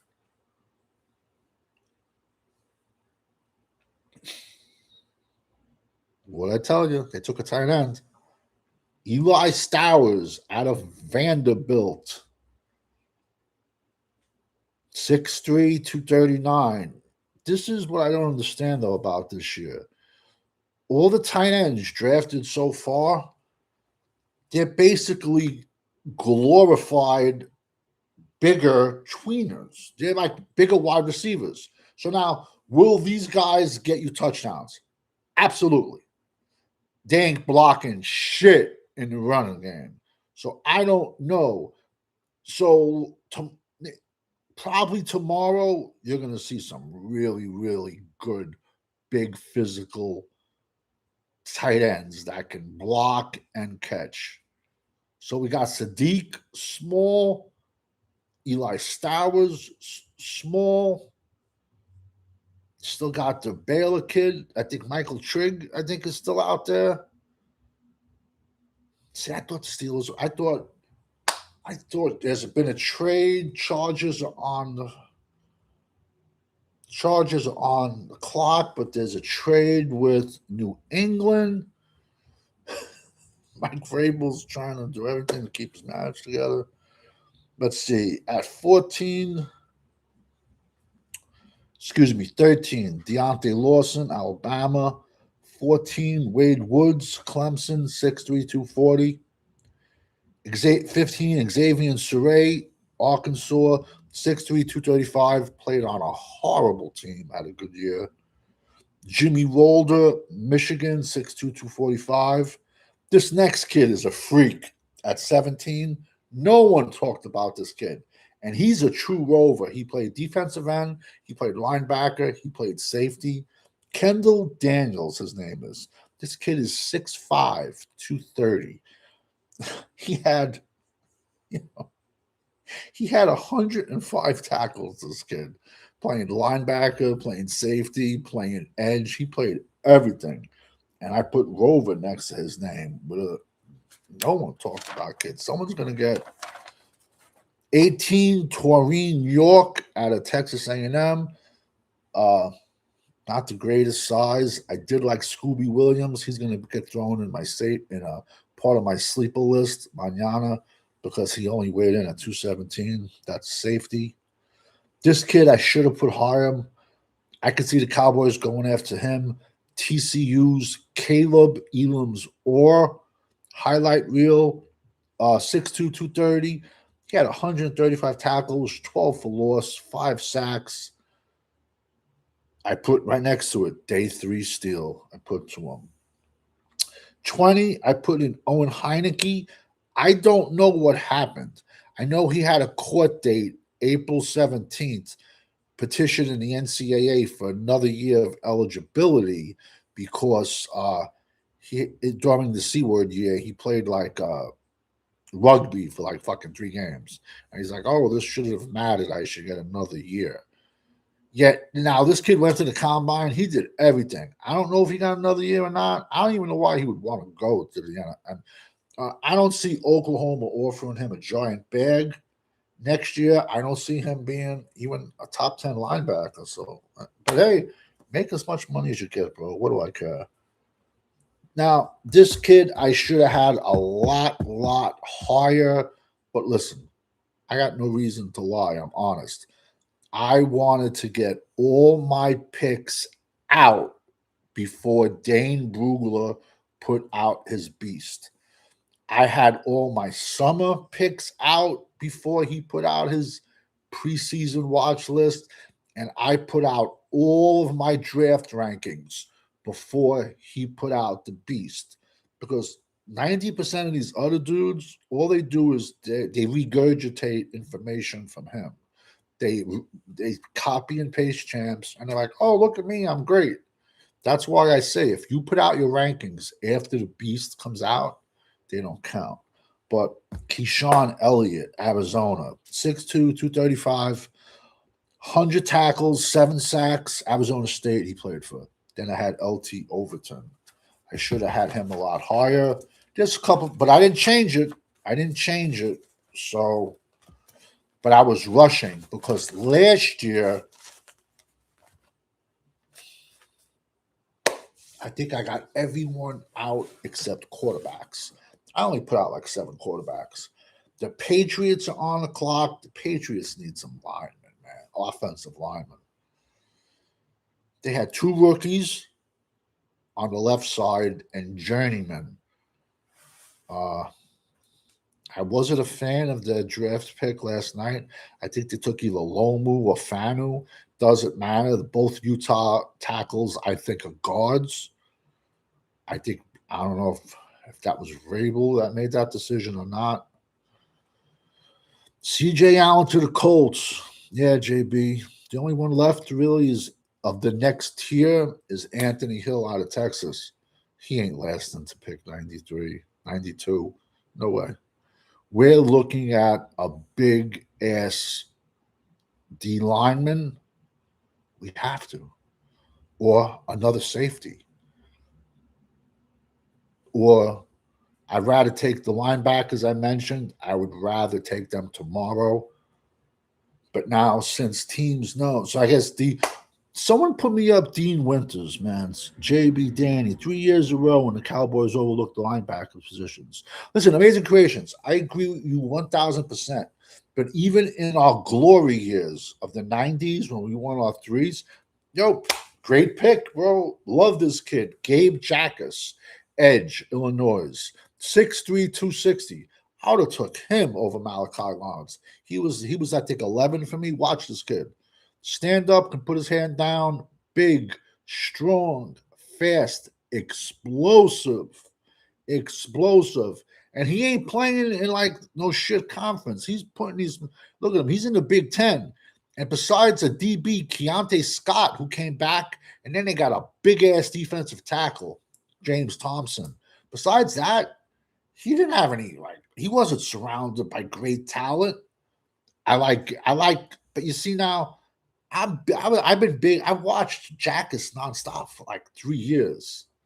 Yet guys say, "Oh, I got to watch 3 games on somebody." If you think you could watch someone for 3 games and give them a proper grade, no way, man. Jaguars on the clock. Vikings traded a linebacker. Vikings traded Jonathan Greenard, outside linebacker, to the Eagles, and the Vikings received 2 third-round picks, the 2026 third rounder, which is today, and then they picked I have no idea who he is. Like when I'm in draft mode, the guys in the NFL are not even in my head. But you see, Philly has enough picks to play around like this, man. I'm still shocked. Pagan's still on the board. Caleb Deanan, Jennings Dunker, Logan Jones. I think he was my number 1 safety. It could have been Jake Slaughter. I don't know. I think I might have went Logan Jones, technician. Jacob Slaughter was bigger, though, so I had him up there. The Jaguars. Paul Posluszny. He was a monster at Penn State. But you see, I could have Nate Bowricker. This is very rich. Tight end out of Texas A&M, More of a he's a run block. He's a big run blocker, but he's athletic enough with soft hands. He made my tight end list, this kid. He stood out to me. Do I think there's better tight ends on the board? Absolutely. But this is the first bigger dual. This is the first bigger blocker pass catching threat at tight end we've seen. And he came off the board in round 2. Do I think it's rich? Yeah, I'd have him as high. I had Claire higher. I had Kazmarek higher. I had Michigan got this kid from Germany. Oh my God, he's a beast. And then Michigan got this other kid who's like, they call him a tight end, but he's never caught a catch. He's never caught a ball in 4 years. He's like a fullback. He's like 6'2", 260. I did a video on him, but I threw him on my tight ends list. He eats defensive tackles for breakfast. They would run a trap play with him. Mingab, bro. He would eat people up. That was rich for me, though. Jaguars, I don't know, man. Is Tony Khan letting his son draft? Like for eight, is Chris Jericho making these picks, man? Because sometimes Jaguars make these picks and it just doesn't make sense. That was very, very rich in a reach. That's just what I'm saying. Amazing creations. Eagles traded for Jonathan Greenard. Jar Jar. Yeah, 2 threes. So Minnesota got a 2026 3 and a 2027 3. That's rich, bro. 2 threes. But it just shows you now, like, after Hill, it drops, you know. But if I'm shocked the Eagles haven't taken offensive line, man. I'm shocked they haven't. I think Landon Dickinson will try to make it through another year. Fucking Lane Johnson is what? Is in his 11th year, squatting 700 pounds. And we got Tyler Guyton fucking shadow boxing in the rain. Yo, no, don't Tyler Guyton look like the detective in what the fuck was that movie? Not South Central. Menace to Society. When he's interviewing the kid, when he takes his gun and he puts it out on the table and pointing at the kid. When they did the robbery and they shot the lady in the liquor store, but they took the videotape. That guy was also in Predator. He was one of the guys in Predator in the chopper. Tyler Guyton looks like him, and he puts, but in Menace to Society, he takes his gun and he puts it out on the table, and he starts asking him questions, and then he's like, "You know, you fucked up, right? You fucked up, right? Don't ever answer any questions. Just say, I want my lawyer. That's it. Never answer questions." But yeah, when I saw Lane Johnson, been in the league a decade, squatting 700 pounds, and Tyler Guyton shadow boxing, we're in trouble. We're in trouble. Giants draft, yeah. Not only has Giants draft been an A plus, you can say Harbaugh is, I would say, a shade above Sirianni. Sirianni has a Super Bowl, went to 2. Harbaugh, and this is where we're going to lose close games and games we should have won, because we got fucking Schottenheimer who was making sandwiches for everyone else, and Parker was probably parking cars. I don't know. I didn't watch the war rooms. I did hear that Shoddy did speak. I guess Shoddy finally got tired of being bullied after 50 years. And I did hear that he had words with with Will McClay over the Malachi Lawrence pick. But my $1 million question is, who did he want? Because I don't see Shoddy saying, we should have took this defensive player.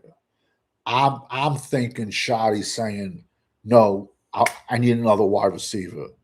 In my opinion, that's just my opinion. I don't see Shoddy saying, let's take a linebacker or a defensive tackle. I don't see it. I think Shoddy was going to say, give me a tight end, give me a running back, give me a wide receiver. That's why I also think 92 offense might be into play because they figure, okay, we went defense with the first 2 picks. We got Shoddy as the head coach. Let's try to appease him and give him a pick on offense. And if you remember the Cowboys draft where they took Schoolmaker, that was just to shut up Big Mike. So don't be shocked if 92 you see the Cowboys go offense. The Bears, this guy was crazy. This guy was good. They put rumors out there that Dan Marino had allegedly a cocaine problem, allegedly. And this guy was Dan Marino's roommate. And a kid from my high school was at Pitt, played with them. He was a fullback. But long story short, when all the teams interviewed him, they were like, "So are you a coke addict also?" This guy was mad. He was mad. He was mad good, bro. Jimbo Covert, offensive tackle for the Bears. Logan Jones, center, Iowa, 6'2", 300-pound technician. Want to put on a show? Watch it right now. Has no problem pulling. Has no problem with combo blocks.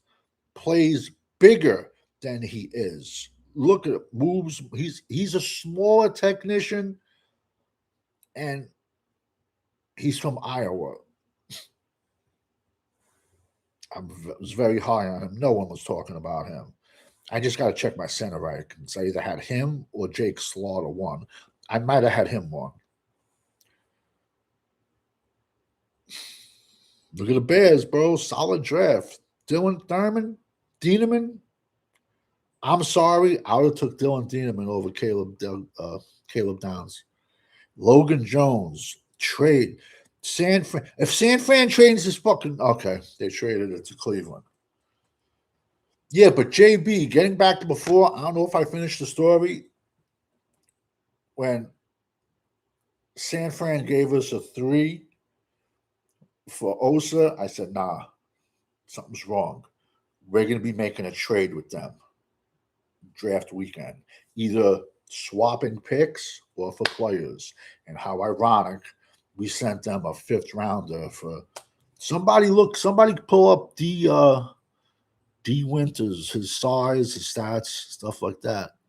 Amazing creation. What's up, John? Eagles planning for the Eagles always plan for the future. Always. Is Emmanuel? Yeah, he's still there. Emmanuel McNeil-Warren, he's still on the board.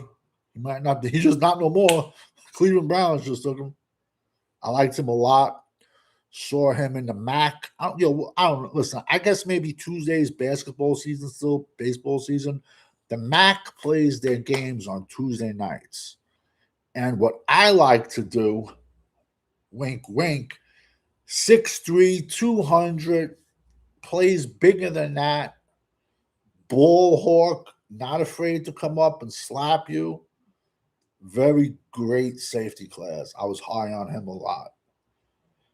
LSU's AJ Sousley is still out there. As crazy as it's, he will crack you, this kid. He's tall, linear, but rangy, but will crack you. When I started watching this kid in September, I'm like, this kid is a beast. Yet nobody else started talking about this kid until late, man. Browns, Fano sucks. Concepcion, I liked a lot. Denzel Boston, I liked a lot. McNeil-Warren, I liked a lot. And LSU's AJ Housley is still on the board. And very deep safety class, man. It just sucks. But like I said, this is an all 32 team, but it's amazing how you noticed last night a lot of offensive tackles went. And wait, I gotta my glasses. I just want to see who I had higher, Logan Jones or Jake Slaughter. Jake Slaughter is from Florida, bigger. He's like 6'4"ish, 6'5", like 320. But I do think Logan Jones is a better technician. Jake Slaughter is more of a just a beast at center, and I think he's better when he has a giant nose in front of him. So you could have went either or, and not been bad. Pickers and centers. There you go.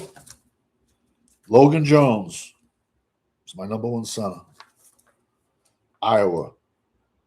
Technical, 6'3", 300 pounds, 9-inch hands. Ironically, first center off the board. Who was I talking about 2 minutes ago? This kid is from Germany. Came to this country, did not even speak English. He played soccer and he swam in college. This is not even the crazy blocker, but this kid, great size. Yo, this is 2 years in a row. The Bears draft fucking Michigan tight ends. Last year was Colson Loveland. And I was just talking about this kid. He came to this country. He was 16 from Germany. Crazy athletic, big, good blocker. Looks to bury you. Look at him. I love that. He ain't done growing. He has a nasty streak. And then he was in my top 10 tight ends, and he won. And the other kid will go like probably be another undrafted free agent because he's like 6'2", 260. And I did videos on him. I'll find his name eventually. And that kid, Michigan would just run a play where he would trap people. Yo, this kid was 6'2", 260 and taking defensive tackles, souls away. And who did the Cowboys have? Fucking like who? Cowboys fullback is not even a fullback, man. He's just an overweight running back. I'm not a fan of him. Whatever, bro. Whatever. But how ironic, I was just talking about this kid and he won. I must have some. Now, I bet you all the other fake blowjobs out there, they had no idea who this kid is. I don't know. He's a good blocker, good hands, soft hands. And that kid's going to get bigger. You get those guys from those fucking Eastern Bloc countries, they're fucking monsters, man. They just haven't really been exposed. They play soccer, you know? I'd rather watch paint dry than soccer. Funny story. When I bought my first house, my kids were little. And my neighbor, nice guy, he, says hello to me. He hands me a soccer ball. And I'm playing in the backyard. My son's with a football. He hands me a soccer ball. I handed it back to him. I said, thank you. I appreciate it. I love it. But I said, no, I'm sorry. My son's going to play football. I'm a dick. I could be a dick. Because I don't think that was a dick move. But I just said, I thank you for, the offer. But they're going to play football. And I handed him back the soccer ball. Nice guy, though. Nice guy. Soccer. Oh, man. That's a boring sport. But hey, it's growing like crazy. If you like it, you like it. God bless you, bro. Tyler Guyton looks like Arsenio Hall as well, Danny. Tyler Guyton. You know what pisses me off, though, about Tyler Guyton? When you see a guy that God has handed him every fucking tool there is to be a millionaire, and he's not killing it in the gym. He's not getting bigger. And I've always said it on the football field. God takes the biggest guys and doesn't give them a heart. I've bounced my whole life, and I've worked with kids that were 6'6", 400 pounds, straight C words. And I'm like, bro, you're good for nothing. Can you help at least? I'm trying to throw somebody out. Can you fucking get off your iPhone and just help? And I'd be like, yo, you're big for nothing. You should become a librarian or like a male nurse. And then like you see people like that, you're just like, Jesus Christ, man. No heart. No heart. Tyler Guyton doesn't have a heart. And Duke Merriweather threw him under the bus, said he's not working. I think a lot of these guys are just okay with getting that one contract, as crazy as that sounds. But in the same token, I don't think the Cowboys are gonna quit on him until he fails at right tackle. And honestly, it has to be fair. Is Emmanuel Warren and Damon the third? We grab him. Nah, Major Creation. When you said that, he went right off the board. There's plenty of safe. There's plenty. The safety class goes all 7 rounds. Don't worry about it. A million safeties out there. Who's this character, man? It's a big kid. I call these guys kids. I'm an old man, bro. Who's this guy? It's not Robert Smith, is it? Anthony Hill Jr. Okay, he's off the board. Titans, Anthony Hill Jr., Texas, 6'2", 240. If you watched his 2024 tape, he's late first rounder. Late first rounder. I don't care if he had an ankle injury. I would have took him. 2024, he also had better defensive tackles in front of him. Offensive linemen make running backs. Defensive tackles make linebackers. Listen, if you're a Cowboy fan, you knew this. They were getting wiped. And look at his stats in 2024. They just put up his 2025 stats. That's nothing. You got to see his 2020. His 2024 stats destroy his 2025 stats. That kid can play. He's going to play for as long as that ankle's okay. And he went in the second round. He'll be at pick 59. Don't worry. The Cowboys pick what? 30 more players? But don't worry. The circle guys will be like, oh, but you gotta put Quinn Williams in round 2. He's our round 2 pick. And then you gotta say, oh, George Pickens is our round 3 pick. George Pickens ain't gonna be here next year, man.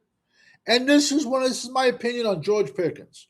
If the blowjob cowboy content creators that think George Pickens is the next Randy Moss, why hasn't Dallas's phone been ringing by all the other 30 teams looking to trade for him?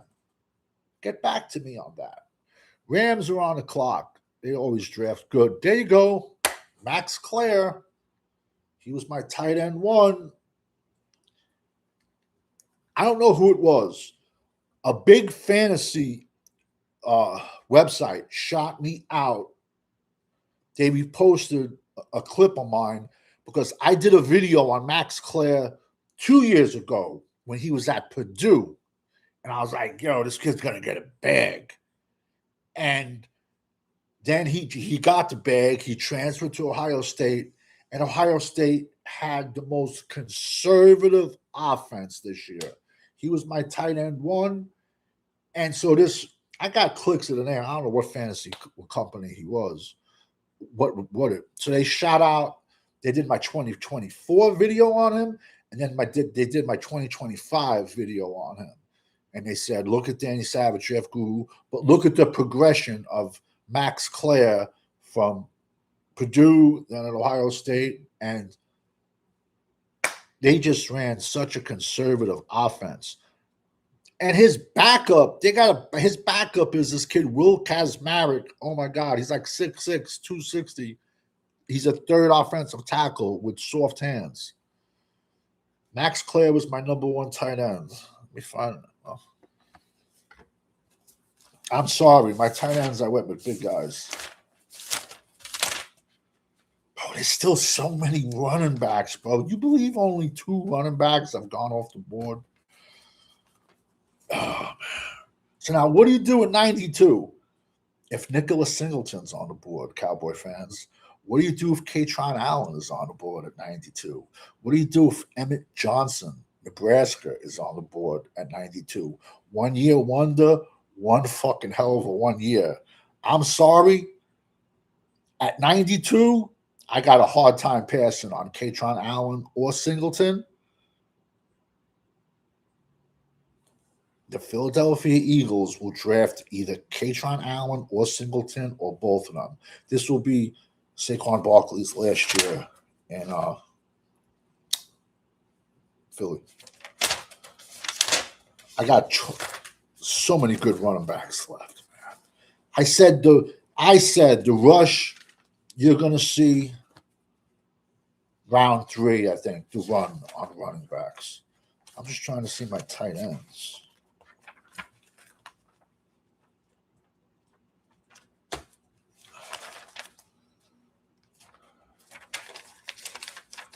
I think I put out 17. I ranked 17 tight ends. Most people give you like 5. Now that's my center guard list. I still got video. I still got books there. I'm old school. Yo, know who's a sleeper that's still on the board? Remember this name. Ted Hurst, Georgia State. Dane Brugler broke him down in November, saying he was the highest rated. He's the kid who's gone up the highest. I did a video on Ted Hurst in 2024, and then I did a video on Ted Hurst in August the 1st. And yet when Dane Brugler put him out in November, then everyone talked about Ted Hurst. And I'm like, yo, you guys are late, man. I've been putting videos out on this kid for 2 years. I'm sorry. I like to just sometimes I like to pat myself on the shoulder. Because he played on a horrendous team, but I'm a guy who watches teams that go 1-11. Because I'll still find talent. Safety list. There's still so many good safety. Yo, AJ Howley, LSU, is still out there. I could be mistaken. I didn't see Kamari Ramsey get taken, I don't think. I think Kamari Ramsey is still out there. AJ Housley is still out there. Jalen Kilgore, I believe, is still out there, who could play inside or outside for South Carolina. Old man Bud Clark. Zakiya Wheatley, Penn State. If Dallas went him at 92, I would be okay with that. If they want to build fucking outside in, I would be okay with that. And then we'll get the big goons. I got Kyle Lewis on my safety list. Harold Perkins on my safety list. Genesis Smith went. I had him at 11, but if in the older years, it would be a strong and a free. Genesis, I think, is a pure free safety, then run blocker. Love Bishop Fitzgerald out of USC. I'm just trying to find my tight end list. Found my second part of my tackle list. Just wanted to see where I had that big monster from Michigan. Tight end. All right, where did I have? Max Clare 1. Eli Reardon, he hasn't gone yet. Tanner Kozol, Houston hasn't gone yet. Sam Roush. Sadika had it 5. He went last night. Michael Trigg hasn't gone yet. Baylor. Eli Stowers just went. Vanderbilt. Joe Royas, Cincinnati. He hasn't gone. Martin Klein was 10. And he went a couple of picks ago. 6'6", 255, Germany. Okay, check this out. This kid, the Bills just took. Now, if you were to go to a club with this kid, he'd be grabbing every girl's ass. This kid is so grabby. Davison, Igbenazan. 6'2", 190. Great size. Now, he's a cornerback. They made him practice with boxing gloves, and that's a great technique so he doesn't hold. It's also good for great technique for offensive linemen to block with boxing gloves so they're not holding. Now, what blows my mind about this kid is he went up against better wide receivers every day in practice than he faced on Saturdays. So why are we having these holding calls? He had like legit 18, 19 flags in 2024. 2025, he only had about 5 or 6 penalties. But the only game I missed was Grambling. And those other games, he could have probably had another 6 more penalties. And we all know in the NFL, if you go anywhere near a wide receiver, they're going to throw a flag. Love his size, love his aggressiveness, love he's fluid, has good hips. Me personally, when I look at somebody, I look at them at their position, but I also think of what they could be. In my opinion, if he turns into a penalty machine in the NFL, switch him inside to safety. And he's big enough and he plays nasty enough to play safety. So that's just my opinion on him.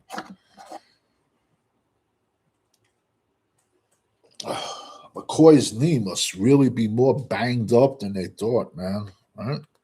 Or did he go? I don't even know. The pick is in. The Chargers. I'm going to talk to you later about. Okay, this one killer from Michigan's other killer, but he's like a fullback blocking tight ends, but he's never caught a pass in 4 years. I'm gonna get him after this pick. I'll talk to you about him. Chargers. They like their Michigan guys. Harbaugh. Guard. It's probably Pagan. Oregon. A lot of good guards out there still. A lot of good guards. Wow. If you got Jennings Dunker at this pick, my God, bro. Me personally, I would put Jennings Dunker out there. Yo, he shut down TJ Parker at the Senior Bowl. Nasty. Yo, when Iowa played Rutgers, I stopped counting his pancakes at 20. Plays nasty. Who's that? Sean Merriman, all juiced up? Bro, he was a beast. I won a fantasy football league behind him because we had IDPs. And I'm playing the championship. First game of the play. First play of the game, sack, 4 points. Second play of the game, sack, 4 points. Third play of the game was a sack and a fumble. That was 6 points. The kid I was playing against just shut the team. Jake Slaughter, center out of Florida. He was my number 2 center. Much budget. This is a completely bigger kid than Logan Jones, but 6'4", 303. He played bigger than that. Bigger goon. This year's center class has much bigger centers than past years. And it's comical how about like everyone says, oh, that guy's too big. He can't play center. Oh, he's too big. He can't play center. But this year we got giant centers. They want to move Texas A&M's left tackle Trey Zoon, who's 6'7", 330 to center. Hey, I ain't saying that, but that's what they want to do. But that just shows you like people that say, "Oh, he can't do that." Anyone can do anything, man, and it's evolving. Everything is always evolving. So. And that's also true in your life. Never let anyone tell you what you can or can't do. It's your life. It's your book. You write it. Let's see the chat. The coldest. Yeah, JB. Dallas can't draft worth shit. Yeah, we don't know that. In the later rounds, they can't even draft correct in the first. That's true. Another season wasted. The worst part about this season being wasted is going to be us handing that top 10 pick to the Jets. That's the worst part because we can't even root to like tank. We have to, our season's going to depend on Green Bay. Another season wasted, 1,000%. Does Christian Parker know how valuable linebackers are in a 3-4? JB, no. JB, check this out, man. We got players on this defense. We have players on this team that are older than Christian Parker. I don't want to shit on the kid, but when I saw him it was either the Senior Bowl or the Combine, and he was walking with Will McClay. It looked like he was going to see Santa Claus. He just looked like, you ever see that one guy, like, oh, any person, he looked like he was just happy to be there. And I got a bad feeling. And then Uncensored was telling me when they did his video, yo, McCoy's still out there. And it's amazing. Mel Kiper got Kyle Lewis at safety, and yet I put Kyle Lewis at safety a long time ago and get killed for it. He is a highlight reel, Kyle Lewis from Pitt. Monster, you just got to use him correctly. I got no problem taking him. Shut up.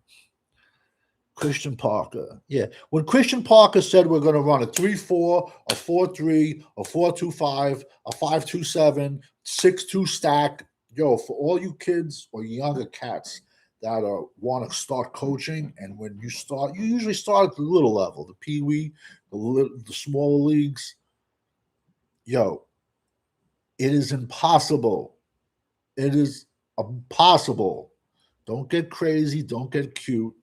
It is impossible to run against a 6'2". You can't. You just can't. And these kids are little. Make it easy for them. Make it fun.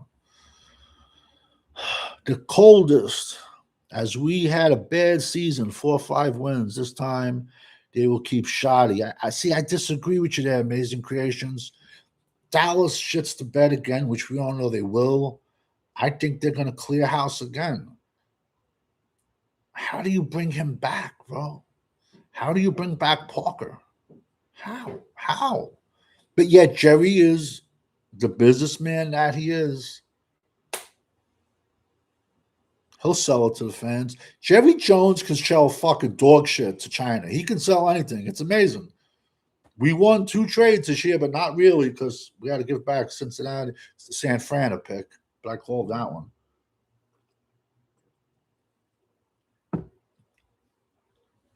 Who else is in the chat? The coldest. If we do lose out on our quarterback, we never have a quarterback.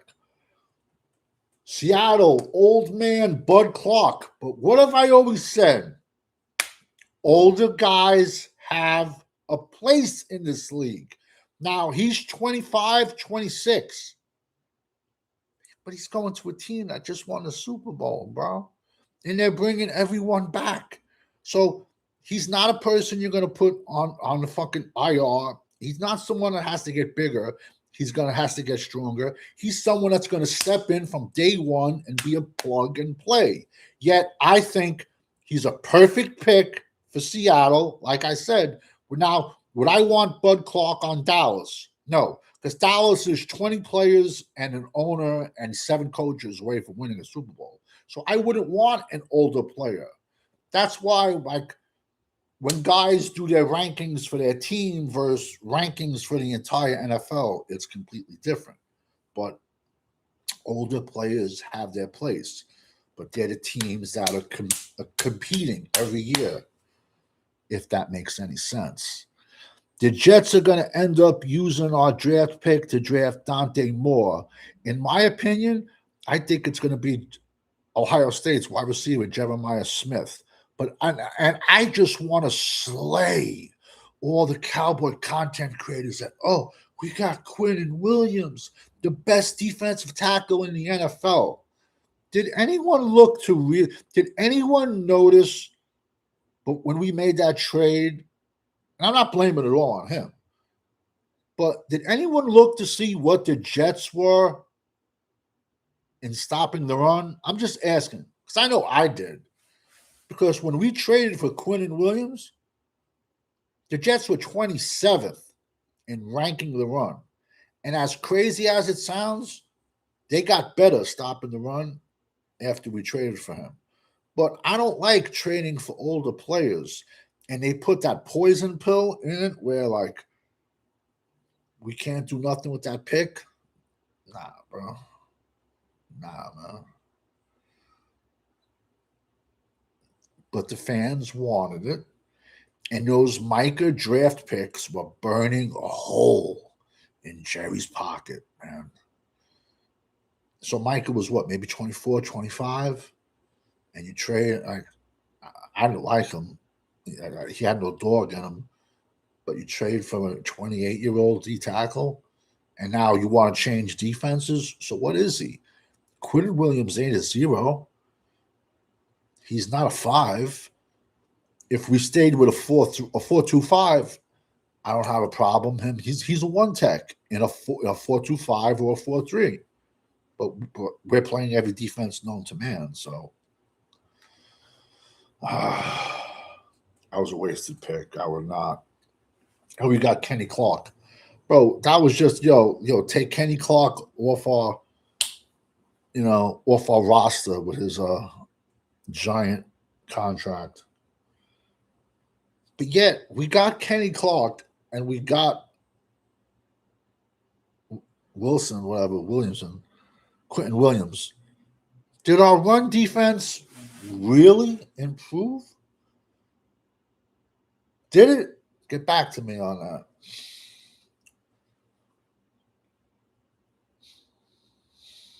Whatever. Fans wanted it. They all said he was Aaron Donald 2.0. Yet, the only Jets game they ever watched was when Dallas played the Jets this past year. Yo, bro, if someone asks me something, I'm not going to lie to you, bro. I don't know everything. I hardly know anything, but I just read a lot and watch a lot of football. But if I don't know about somebody, I'll do a deep dive, watch crazy games. Other guys just be like, oh, yeah, I saw him. He's great, this and that.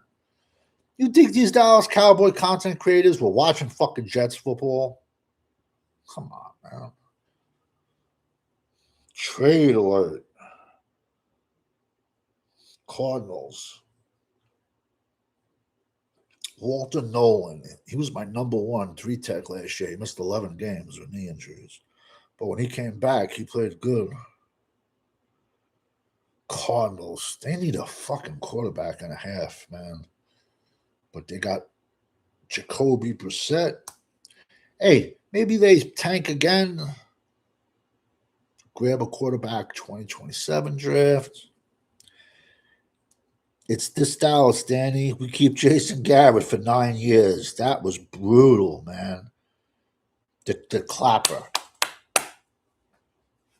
Yeah, and how many 8-8 seasons did we have with Jason Garrett? Then, does anyone remember it took Jerry like a month to fire him? Like, what the fuck? Was he like family or something? Like, if you think that great of him, give him a fucking job as a scout or something. Make him a quarterbacks coach. Wow. This is a fucking reach and a half. Carson Beck. He will have weapons. And yo, I'm a U fan.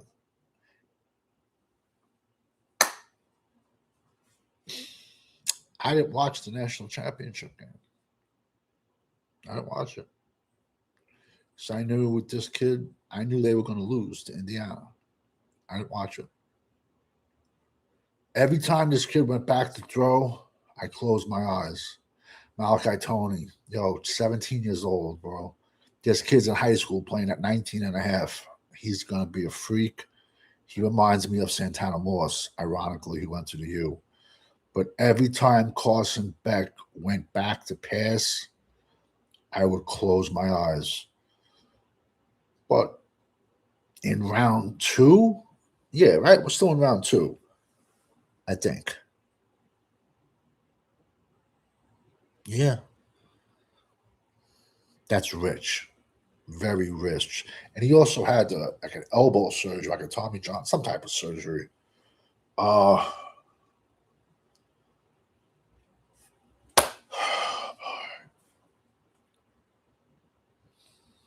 I mean, I guess he's going to battle Jacoby Brissett, But it's a horrendous quarterback draft. I got 2 kids late that I like. One's Division II, and the other kid's in the Big Ten. I like. Let's see what else. Yeah, 9 years. Amazing Creations. I agree with you. 9 years of Jason Garrett was brutal. If you wasn't a team captain and if you wasn't a choir boy, Jason Garrett didn't want you. Yo, I want a psychopath next to me, bro. If I'm in a dog fight. And that's what football is. Football is a violent game. People die playing this game. People get put in wheelchairs playing this game. I don't want a choir boy next to me. I don't want a businessman. I want, no joke. When I was in high school, bro, like my team, we had all headhunters, bro. And it was a different era. Like when kids would get hurt, the people in the crowd would be like screaming, "Get out the body bags!" It was brutal. It was like, "Fuck them!" Not take a knee. Like, yo, we would be like, we go like we. But see, that's why it takes a long time for an offensive line to gel, because you can do eye signals, go like that, and hand signals to your other linemen to switch blocking assignments. If your coaches have enough, like Tyler Ornament, little rich for the Broncos, little rich period, but he's a three. He's a three tech. I think there's bigger. There's definitely better one techs on the board, but he's legit. He's legit three tech. He's probably the second three tech off the board besides Miller from Georgia. 29, I thought. I don't even remember. The cancer. Yeah, the cancer was Dak and Jerry. I'm telling you. Get ready for it. Dak is getting another contract. And it'll be like, where's Nate Dogg? It's going to be the Dak retirement tour. Dak is going to get another contract. Let's just say hypothetically, Raiders are on the board. They got to pick a fucking offensive lineman, or Mendoza's going to just get skull fucked. So I see like Dak's next contract being like, let's just say 2 years, 50 million or like 60 million total. So then all the Dakaronis will be like, oh, look at him. He's a great guy. He took a team-friendly deal. Let me tell you something, bro. If you paid me $500 million, I'd play for free. I was high on this kid. Mendoza's getting fucking destroyed.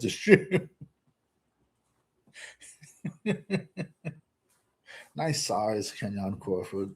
But yeah. You gotta see, this is why, like, and yet Tom Brady got some interest in they signed Tyler Linderbaum. They gave him $80 million, but their offensive line is atrocious. And there's a load of guards out there. Maybe they think it's too rich. Round 2 for the guards. They can get the guards and the tackles later. Look at the Raiders draft. Mendoza, Stooks, who's a free safety, and the DN Crawford. Mendoza's saying, when are they going to get me help? When are they going to get me any help? They could have got him Surratt. Eagles are on the clock.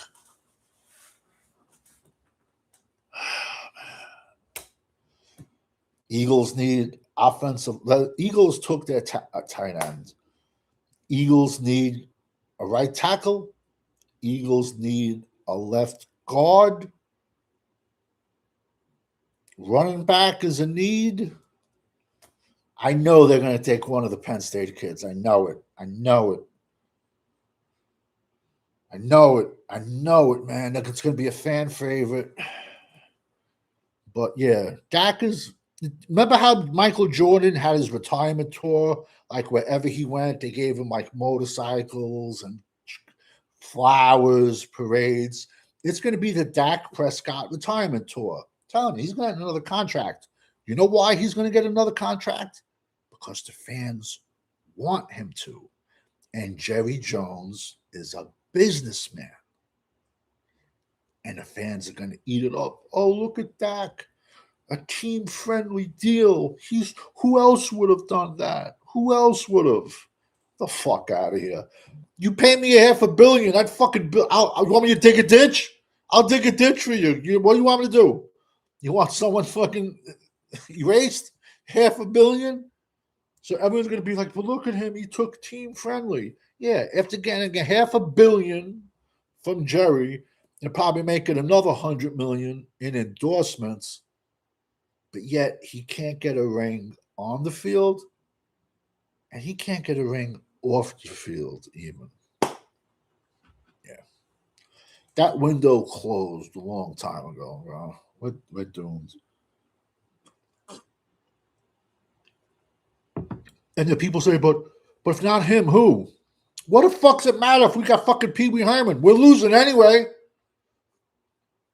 Think about this, chat. Dallas Cowboys need $500 million quarterback, not one, but $200 million wide receivers just to get to the 50-yard line so your kicker can try a fucking 65-yard field goal kicker. A field goal. I was against 1,000% signing Aubrey because if Aubrey's not on the team last year, he's a crutch. How many games did Shoddy play for the field goal? And I said, get Aubrey off the team. He's a crutch. Getting him off the team will make you better. Yet no one was willing to give us a 2 or a 3. I wonder why. So the 31 other teams said, oh, he's not worth it. Yet we gave him 31 million, 20. No, I think we gave him 28 million. 20 million is guaranteed. So he can miss every fucking field goal there is. He got 20 million. And I never would have signed Javonte Williams. He's a journeyman with an injury problem. You could have took that money and signed Devin Lloyd, linebacker from Utah, who went from the Jaguars to the Carolina Panthers. And he had a bad year. He only had 91 tackles and 5 interceptions. Jennings Dunker is still on the board. I'm telling you, right? I got a feeling it's going to be Philly's going to either go Dunker or Pagan right here if it's offensive line.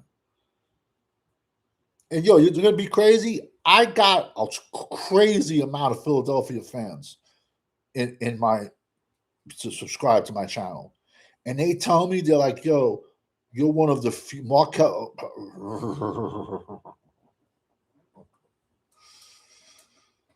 Great. I'm not as high on him as everyone else. But now I've said this about him. He needs to get lower. He needs to stay lower. Needs to get stronger. Crazy height. Crazy long arms. And you can see when I broke him down, I said, this kid is he's going to play right tackle in the NFL. And ironically, Philadelphia got Jordan Mailata at left tackle. So this kid is going to fit in he's probably Lane Johnson's replacement, which I don't have a problem.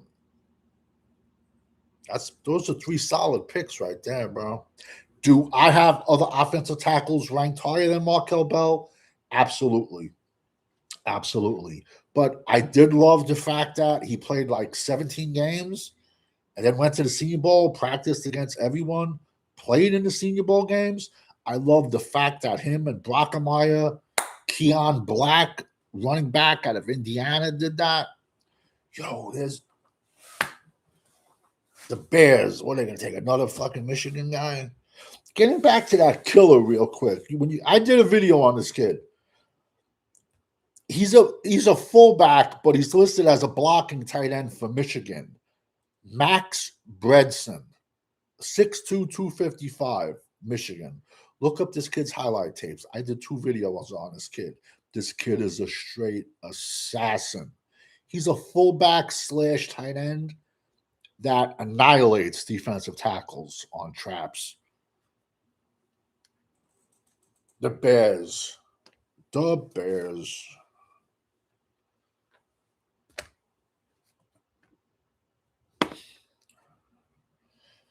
Dominique Armand is still on the board. Big Citrus, Iowa State. He's a big kid, very athletic. He's a straight 0, straight 1 if you wanted to go to a 3-4.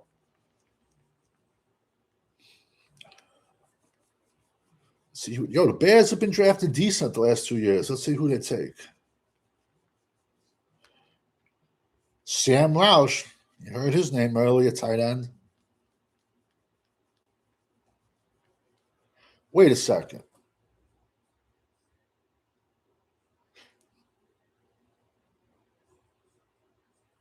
I'm really on a lack of sleep. But did the Bears just draft 2 fucking tight ends in a row? It could be me. I have him, I believe. What's up with those glasses? In the Army, they call those virgin glasses. Because they say wearing those glasses, you're never going to get laid. I had him high. But yeah, is this the second tight end the Bears just took? Is it? I wouldn't have paid Aubrey. Of course I wouldn't. I wouldn't have paid him either. You could have had a guy, a safety or a linebacker playing 60 plays a game. But fans wanted it. What the fans want, Jerry gives. Sam Roush. Yeah, he was in my top 10.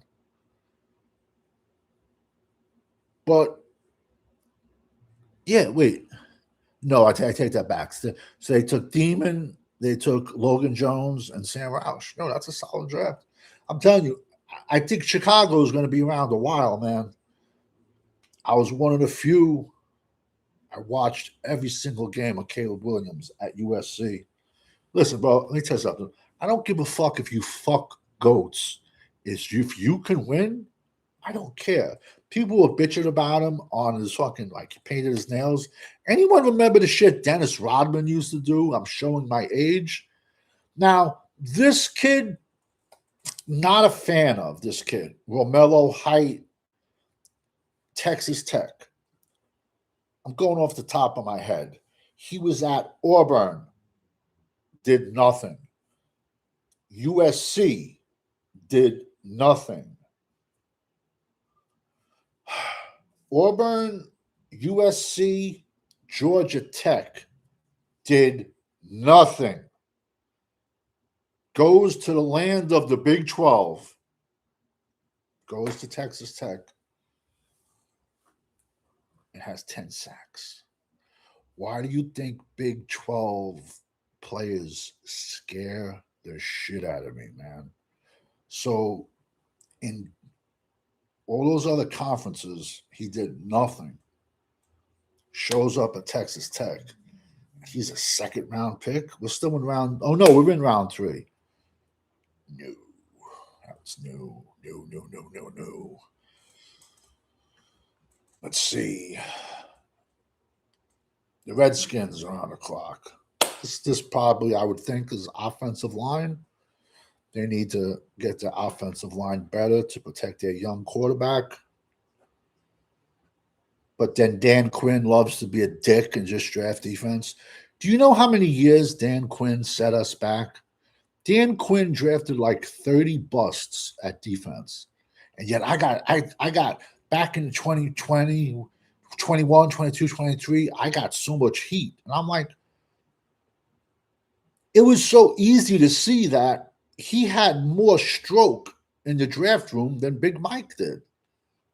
And how many busts did he draft? How many guys that, like, they're not even on the team? How many he cut them even? I don't want to talk about him. And I said, when all is said and done, Dan Quinn's legacy will be blowing that league in the Super Bowl. That lead. Look who's still on the board, man. Barnum. I would love Dallas to get Barnum. I would love for Dallas to get Danny Dennis Sutton. I would do backflips if we can get him. Can Danny Dennis Sutton last 20 more picks? I'm afraid of Dallas going after Malik Muhammad. Follow me here. Texas plays zone. Parker likes man. I think Muhammad is a very good player, but I don't think he's fast enough to play man. That's why a lot of people think everyone can fit into every type of defense and scheme. No, they can't. That would mean Shoddy can't coach. JB, we know Shoddy can't coach. JB, think about it. Did we interview one legit coach? Nobody wants to come here no more. Even free agents don't want to come here no more. Because we offer free agents, we pay our players, we overpay our players, but yet when free agents come in, we try to rickroll them. And so no good free agents want to come here. And I don't know off the top of the head the Bears head coach, but he used to be with the Lions and he went to the Bears.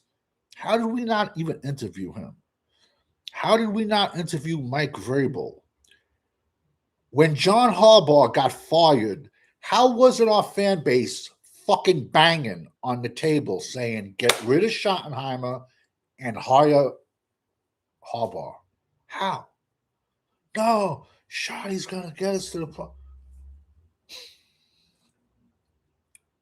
And I say this, I was lucky enough to see 3 Super Bowls and the glory years.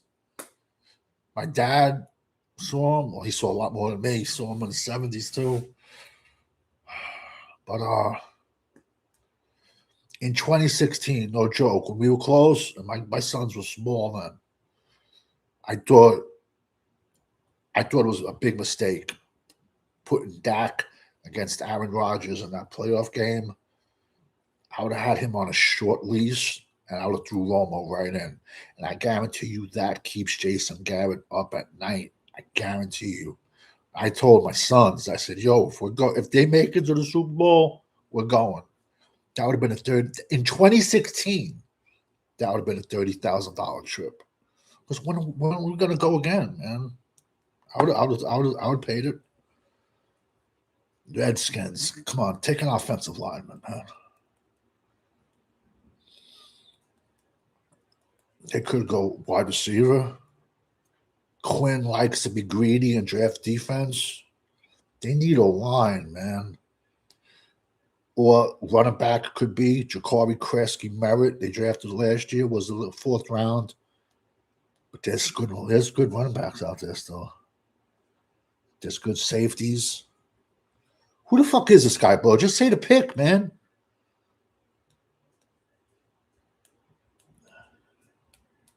Mark Rippon. All right, he was good. Good quarterback. Good quarterback. I'm not looking at the chat. I'm just waiting to see.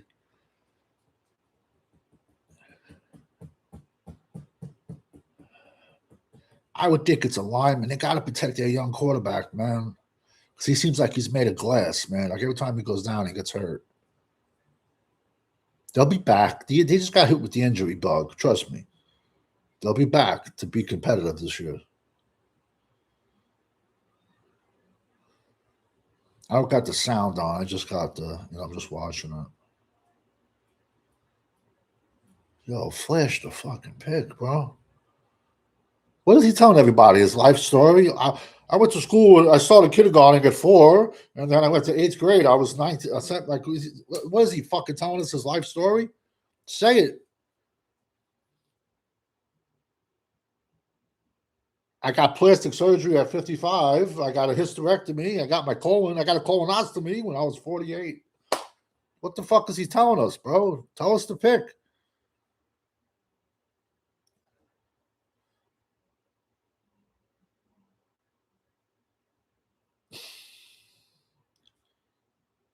I got a dentist appointment scheduled next week.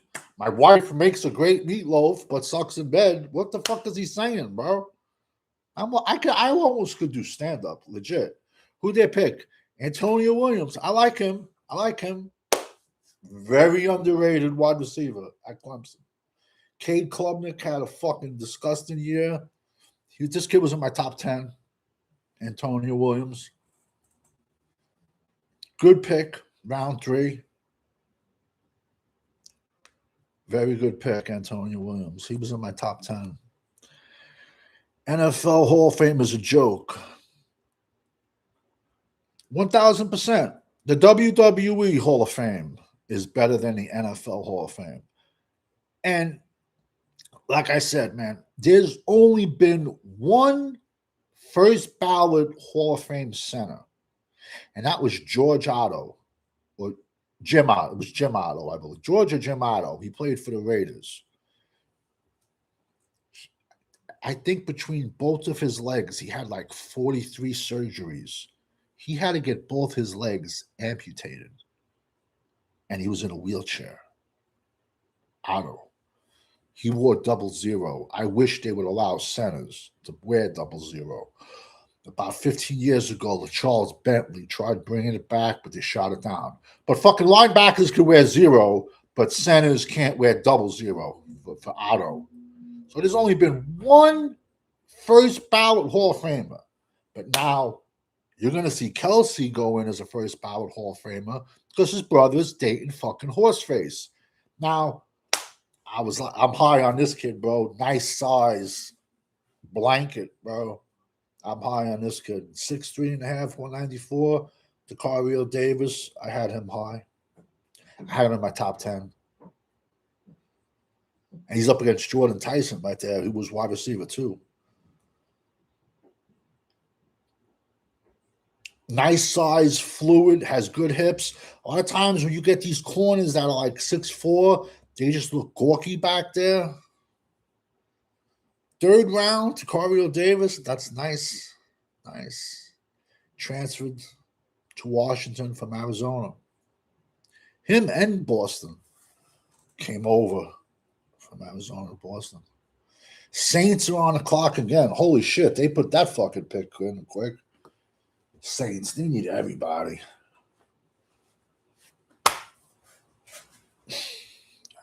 Whatever. Dennis was a wild card. Who are we talking about? Savage, what linebackers do you want that's left? OG is in the house himself. Linebackers that are left.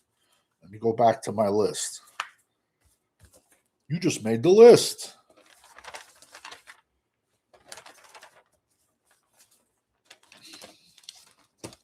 Chris Jericho.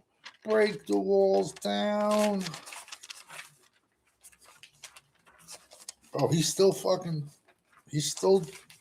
dude doing his wrestling, man. I like him better now. I didn't like him early at WCW. The longer,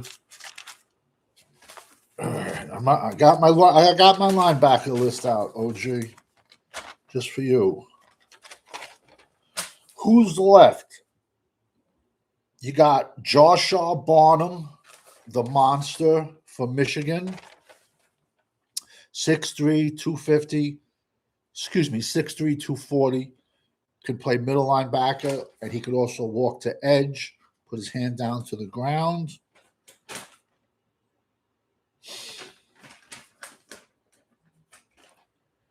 I love Jack Kelly out of BYU. I think 3 is rich for him.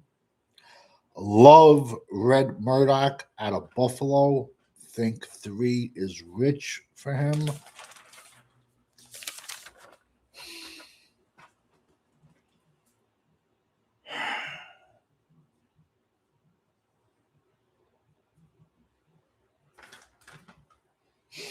Jaden Duggar could be a name. Who's the kid I should have put a lot faster? Keyshawn Elliott could be a name. 6'2", 235. Keyshawn Elliott could be 6'2", 235, 100 tackles, 7 sacks, very quietly. Giants are on the board. They're fucking been having an A+ draft. But now, OG, when we get on the board, the best player might be an offensive tackle. Best player might be a running back. Best player might, I would rather get Danny Dennis-Sutton. The best player on the board at 92 could be a safety again. Yo, the Giants fucking have knocked it out of the park, man. See what a good coach could do? Malachi Fields, Notre Dame. Started off at Virginia, then went to... Listen, I'm okay with him 3. People will call him round 1. I'm like, hell no. Great size, Now look what I said. I'm just going off the top of my head. He started off at Virginia, then he went to Notre Dame the last 2 years. Very similar stats, about 600 yards. I'm doing 600 yards, 5 TDs he averaged. Has nice size, will go up and get the ball. But my thing is, and I overthink myself sometimes. If this kid, okay, Notre Dame plays prime time every single Saturday. If this kid does not have every single game in prime time, are we talking about him right now? I would be taking Ted Hurst out of Georgia State over him.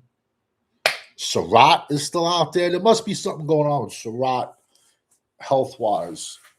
But Giants have had a good draft. The Redskins have had a good draft. OG,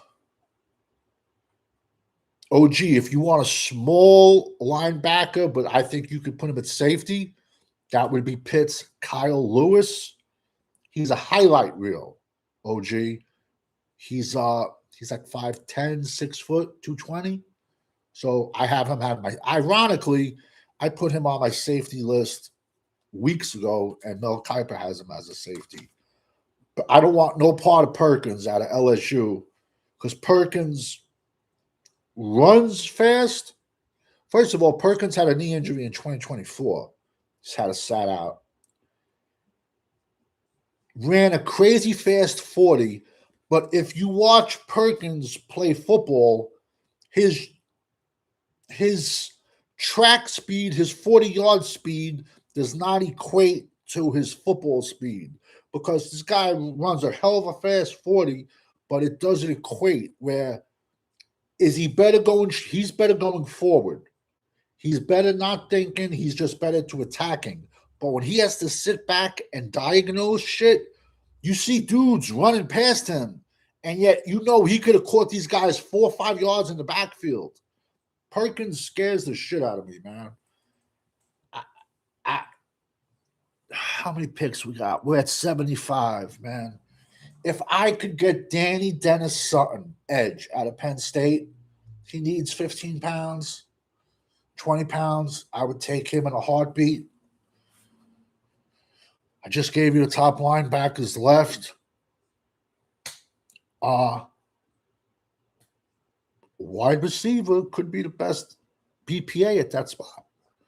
Running back could be. So now what? Are we going to put all our fucking Easter eggs into the Javonte Williams, who's been career injured? And it's ironically, how many injured people have a career year when they're in a contract year, and once they get paid, they just revert back to what they were? If you don't think we could have played Blue Maffa and another journeyman running back, or played Blue Maffa and drafted a guy, and if you don't think all three running backs could have put the numbers to, whether it's one guy or three guys, if you don't think all three, they could have put up Javonte Williams' numbers the same, I can't help you, bro. But what do I know, bro? I'm just an idiot.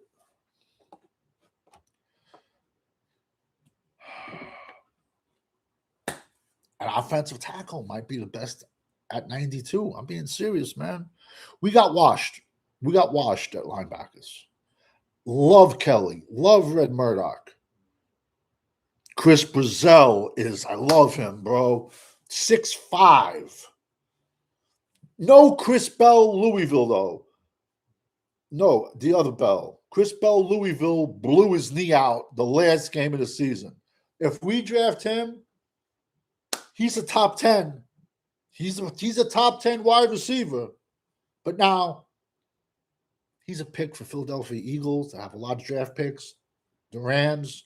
You have to redshirt him. He blew his knee out like the next to last game in November. You got to redshirt him. Yet if the Cowboys draft him, they're like, oh, nothing. Don't worry about it. He'll be there every first game of the season. The fucking Dolphins are on the board. Who the fuck are they gonna pick, man? Who's this guy talking?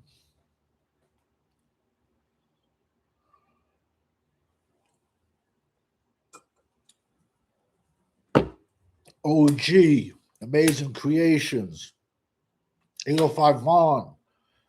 Everybody jumping in chat tonight. Thank you so much. Jar Jar was in here before. Caleb Douglas. All right. I have much better wide receivers. Chris Brazell, 6'5". He ran a 4.37 out of Tennessee, had almost 1,000 yards, double-digit touchdowns. I'm going off the top of my head. Ted Hurst, Georgia State. Don't be shocked Dallas goes wide receiver. There must be something up with Elijah Surratt injury-wise. Bro, Elijah Surratt had, could somebody please find out who fucking Dane Brugler? No. What's the asshole's name? Kavanaugh. Can someone find out to me who was Jeff Kavanaugh's number one rated wide receiver? Because I would just cross him off my list right now because he's down. He's just guaranteed to suck.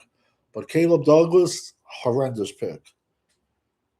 What are they? They got like half of the Texas Tech team, I think.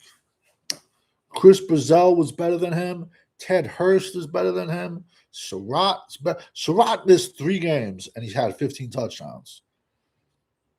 The Steelers are on the board. Come on. Now, I know we need linebackers, but we need defensive tackles, bro. Darryl Jackson is sitting us. Darryl, come on, man. We went over linebackers, right? Let's go back to the big uglies, which we don't have. Now, we have to remember we're 32 versus the run.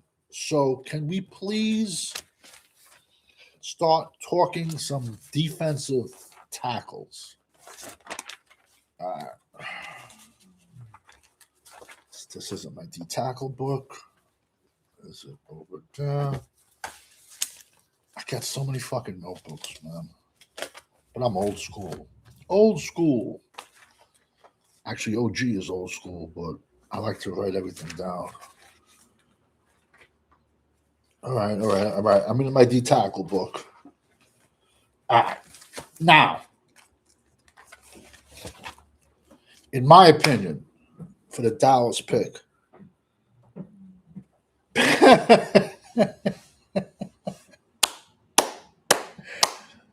thank God. All right. Penn State, Pittsburgh just took a fan favorite. Well, first of all, his haircut fucking gets the sickle. I hate that haircut where the kids look like they got fucking broccoli on the front of their hair. So just for the haircut, he gets shot down. He gets the sickle. Okay, here's my problem with Drew Aller. He has everything you want. 6'5", great height, great weight. He has an arm, but his deep ball is horrendous. He's also coming off an injury. If you're not going to pass more than 30, 40 yards, he's perfect. He's a perfect quarterback for you. If you're going to play super conservative, could he win a Super Bowl? Yes. If you build him a great defense, trade alert, Tampa Bay trades the pick to who? To Green Bay. All right. 2 years ago, Penn State had a wide receiver, Keandre Lambert-Smith, straight speedster. He said, fuck this. He left Penn State, went to Auburn last year, so 2 years ago. And he had a better 1 year at Auburn than he had like at 2 years with this kid. And he went last year like in the 4th round. Could he work with a coach to get his deep ball better? Yes. So if all your wide receivers run a 4.8, you take Tyler Warren, the tight end, away from him, all his highlights, the majority of his highlights were short, intermediate passes to Tyler Warren, and he did the rest. All I'm trying to say is his deep ball sucks. His accuracy sucks. You think Dak's deep ball is bad? Yo, this kid's deep ball is brutal. Could it have gotten better? Maybe. But like I said, let's see who else. Savage linebackers.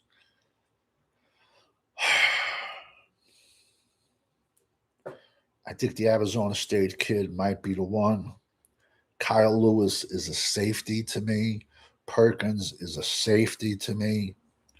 I love Joshua Barnum.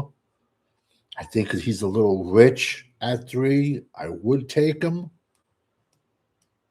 McCoy's still out there, bro. That knee must have been fucking coleslaw, bro. Imagine the Cowboys draft him in round 3.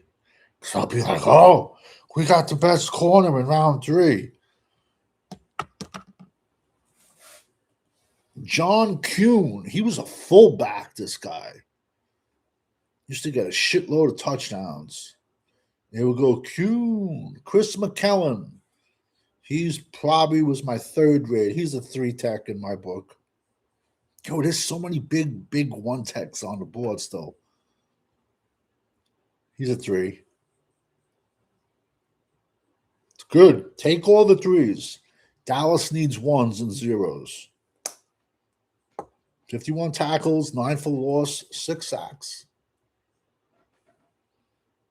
Speedy, not the biggest, but disruptive. I don't like his stance. And I said that when I broke him down. His stance bothered me.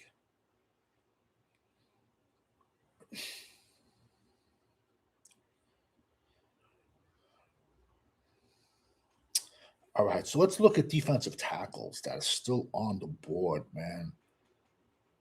Darrell Jackson, Florida State, still on the board. Delmonte Capehart, 6'5", 330, Clemson, is still on the board.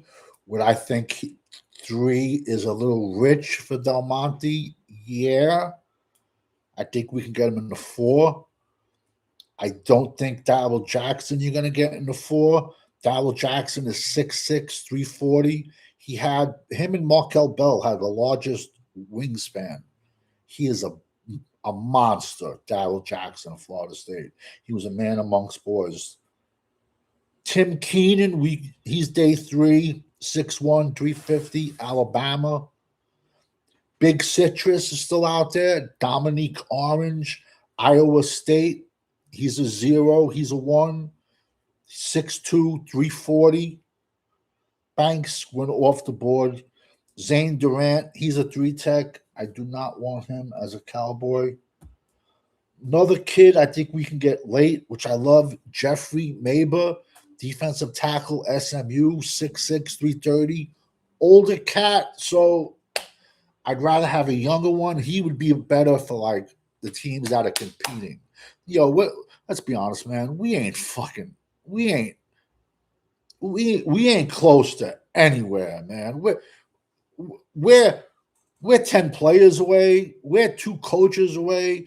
We're an owner away. Like, because we're a fan base that's away. Because unless this fan base changes, man, nothing's gonna fucking ever gonna change, man. Let me ask you a question. If you owned a restaurant and you sold dog shit, but it was packed every single night, and there was a line 3 blocks to get in, and at the end of the night, you're just counting your cash, for number 1, you're going to laugh your ass off. Number 2, you're going to say, these people are fucking idiots. And are you going to change anything? No. Because no matter what happens, these idiots, they're going to have 80,000 people at their first preseason game, even though everyone else gets 1,500. They're going to run through the doors like it's Black Friday. The fan base is the problem also, too. And when I started this whole YouTube shit, I realized why the Cowboy fans are the most hated fans. They're fucking delusional. This kid, I think you can get later. Xavier Harris, Old Miss, 6'8", 350. But now, if we are going to a 5 tech, he's a perfect 5 tech.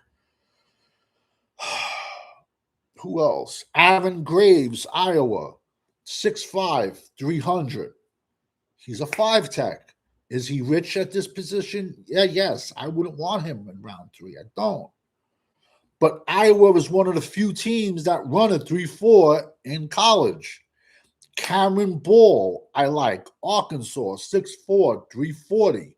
Do I like him in the 3rd round? No.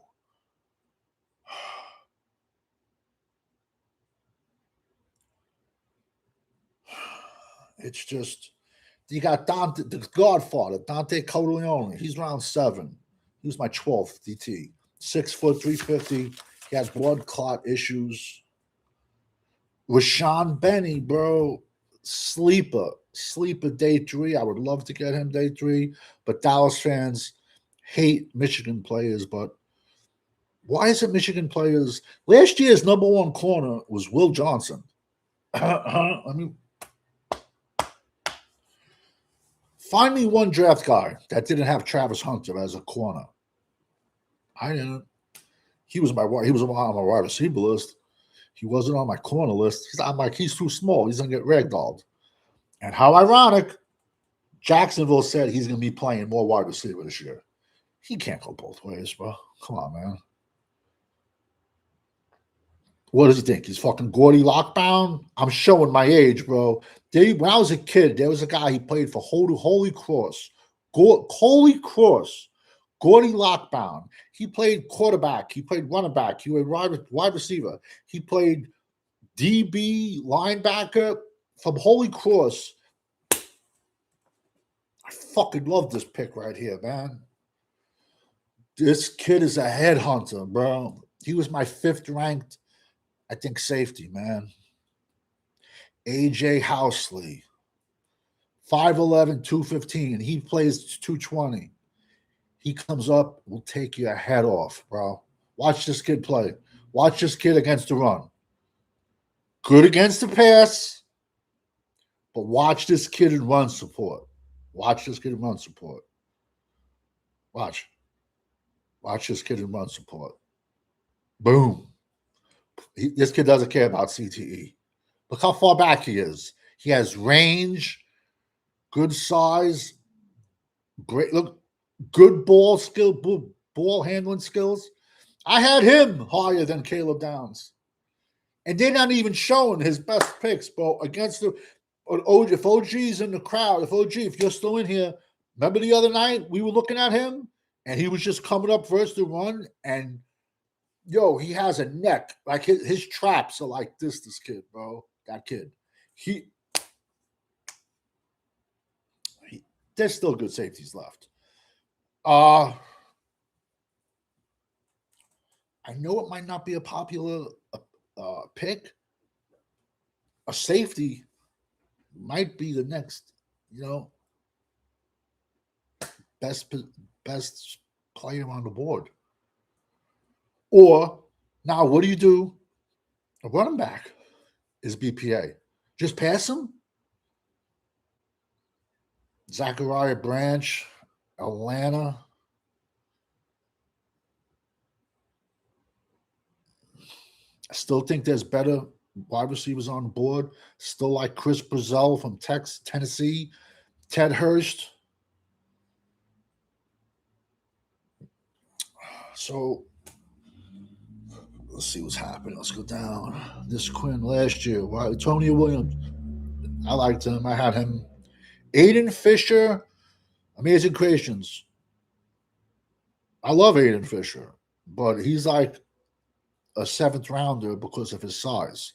If Aiden Fisher was 6'3", he's a 2nd round pick. Kid always is in the right place at the right time. Chris Jericho, the man, break the walls down. McCoy, 805 Vaughn, McCoy at 92. Yeah, that's a Cowboy typical pick. I guarantee you, Shotty's in the closet. Parker's probably making coffee. The Jones kids are running around with the fucking iPads right now. I'll bet money if I was a fucking fly on the wall, there's a McCoy discussion going around. I'm not saying they're going to take him, but I guarantee you someone's going to say, well, what about McCoy? We had him, we thought about him at 12, and if we can get him at 92. But yet, the fan base would be like, yeah, that's the greatest pick in the world. Is he going to help us stop the run? No, bro. This pick has to be a defensive lineman, a safety, a linebacker. But now,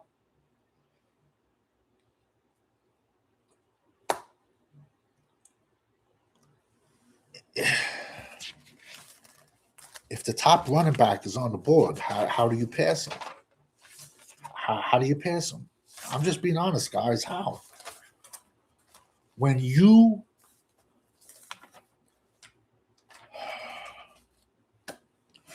or the 92 offensive tackle could be the top player.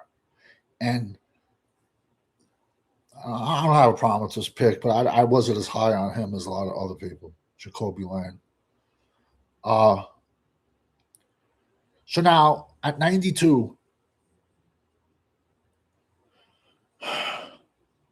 Caleb Tiedemann from Northwestern, he's still out there. He's 6'8", 330, left tackle. He's still out there. Drew Shelton, 6'5", 320, Penn State. I think he's going to get slid into guard. Left tackle. He's still out there.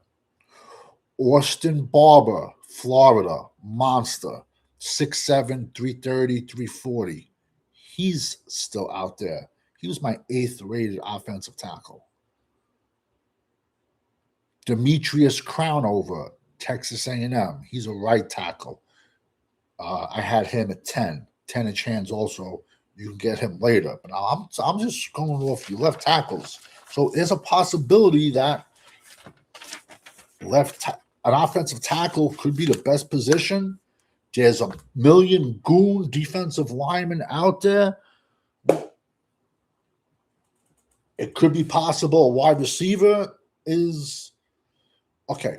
If we draft a wide receiver, there's a trade happening for Pickens, man. He'll be out. But has anyone ever seen Katron Allen run from Penn State? Bro. Bruiser. He doesn't take the hits. He gives the hits. Then you got Singleton. He had a little bit of a bone issue. Like they found like a crack in it at the Senior Bowl. I don't care. It's a bone. It'll be healed by the first. It'll be. But I said the running backs are going to start. So you got Katron Allen out there, Nicholas Singleton, Emmett Johnson from fucking Nebraska that had one hell of a season. Granted, 1-year wonder, but now it might not be popular. Zakiya Wheatley, 6'2", 200 pounds out of Penn State. Listen, we knew coming into this draft, we had a double dip. We can get this kid, Paul Posluszny. I could be mistaken, but I thought he played for the fucking Buffalo Bills. Paul Posluszny. Why is he talking for the Jaguars? Maybe he finished his career with the Jaguars, and I could be wrong. But like I said, all the fantasy leagues that I did, and I was in big money leagues, we always did IDPs, which was 2 defensive linemen, 2 linebackers, and 2 DBs, which could have been a safety or a corner.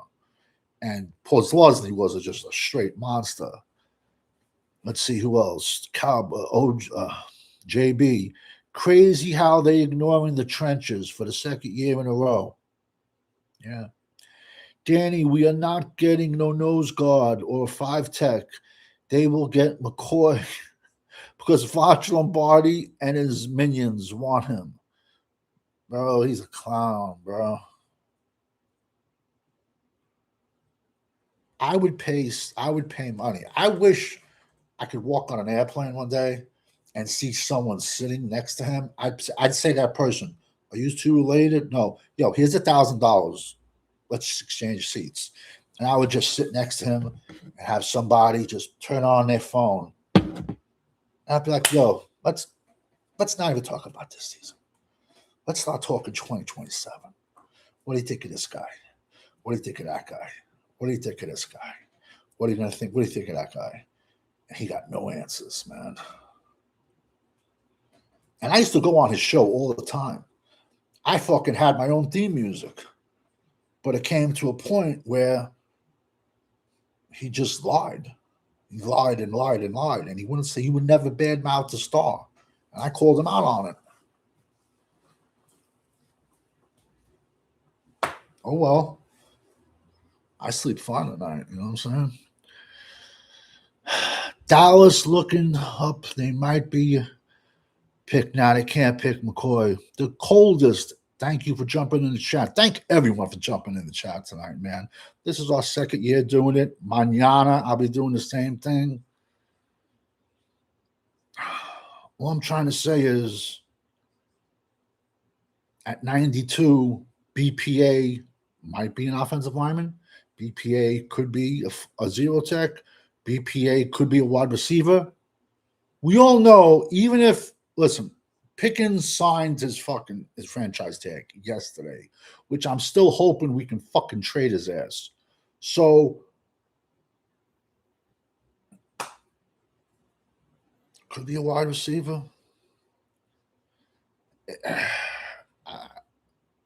Malik Muhammad scares me. He was a 30 visit. Mekhi Lawrence was a 30 visit.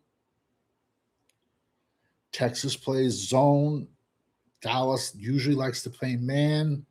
I don't think Malik Muhammad is a good fit for Dallas. That means absolutely nothing. That's just my 2 cents.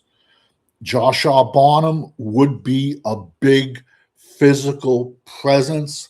And then I know tomorrow I could get at least, I'll get either Red Murdoch tomorrow or Jack Kelly, BYU. Listen, if you guys follow my channel, I hate BYU. BYU's last good offensive lineman was in the 1980s, and his name was Billy Ard. He was a center for the Giants. I'm talking like I was like fucking 8 years old. If you go to BYU, do not draft him. I think Fred Warner went to BYU. But besides him, but yet this kid, Jack Kelly, yo, he's had 15 sacks in the last year, and he plays middle linebacker. And he's not the greatest athlete. He's a white boy. And it's fucking amazing. He'll play middle linebacker, and then the next play, he'll just stroll outside, like an outside wide 5, outside linebacker, and it's just so smoothly rush the passer, blow past the offensive tackle. Granted, it is the Big 12, and chase down that quarterback.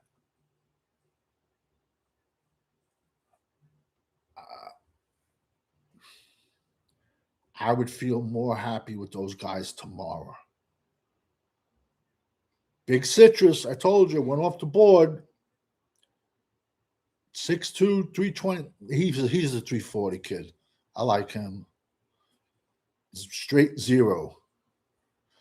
They call him Big Citrus because his last name is Orange. You ain't moving him. Solid pick for the Vikings. Vikings have had a good draft too. And they got good fucking skill positions. And what? They got 17 quarterbacks. They got what? J.J. McCarthy. They got the midget Kyle Murray from Arizona. And I don't know who the third is, but I know they got 3 quarterbacks.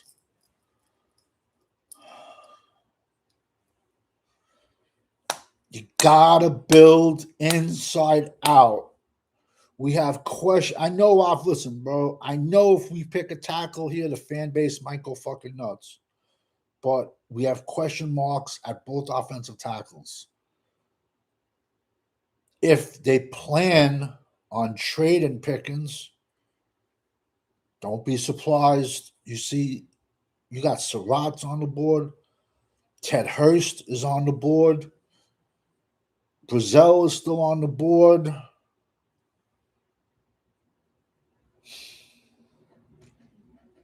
But if we can get Danny Dennis Sutton out of Penn State, 6'5", like 2, he put on weight from the end of the season, even from the Senior Bowl to the Combine, but he just needs to maintain it and get heavier. Danny Dennis Sutton can walk around at 275. I would take him with 92 and do back flips. I would run to the fucking street line. There you go. Watch this kid's highlight tapes. This kid is 6'5", and he ran a 4.37. 6'4", 200. He ran a 4.37. Watch this kid at Tennessee. Bink. Bink. Boom. He ran a 4.37. Watch this kid. Nice hands. We'll go up for that 50-50 ball. Look at the speed, man. You can't teach. Two things you can't teach: speed and size. Speed, size, good hands. Carolina's having a good fucking draft. Excuse my language, man. They're younger. Tampa's older, but they're still like trying to, stick around. New Orleans is fucking always going to be garbage. Atlanta's a fucking fire drill. Carolina's having a good draft, man. I was high. Chris Brazil. Monroe Freeling, look at him, not so much. Lee Hunter, loved him. I would have took him last year. UCF, his UCF tape was better than Texas Tech. But I guarantee you, all the Texas Tech fans and all the fake draft guys have no idea he played at UCF. And I was ready to spring him last year. No one was talking about him. Nobody. Look at Tampa, man. They had Ruben Bain, Josiah Trotter. Buccaneers have had a good draft, bro. It just shows you how you have a good defense, a running game. You don't need a $500 million quarterback to win a fucking Super Bowl, bro. You don't. Amazing Creations. Okay, yeah, I spoke about that. Dallas fucking up. Yep, DeCole is he doesn't know shit, bro. Bro, there's so many. There's so many clips where I would call up and ask him about people, and he would be making believe like he's writing them down and talking about them, and he had no fucking clue who they were. But yet a month later, he's spitting them out like he's talking knowledge, and I'm like, and listen, I give the guys who listen. The last thing I want to do in the world is talk Dallas Cowboys every day. I'd rather fucking hang out in the cemetery. Might as well just, if you're going to do a Dallas Cowboy podcast, just do it from a fucking cemetery. That's how fucking happy it would be. You think I want to fucking argue with people every single fucking day? What is there to talk about? So they just make up shit. So I give them an out because 805 on and Nate Dogg, they know I only do one Dallas video a month. That's it. I don't even show my Dallas gear anymore. I don't. There's not. What is there to talk about? What is there positive to talk about? It's an argument. I'll rock with all my friends. I'll go on JB's channel. I'll go on Fifth Quarter Sports' channel. I'll go on Cowboys Champs channel. I'll go on Cowboys blog. I'll go on all my friends' channels and I'll talk Cowboys. I don't want to talk about Dallas here. I don't. From day one, I said, this is about me.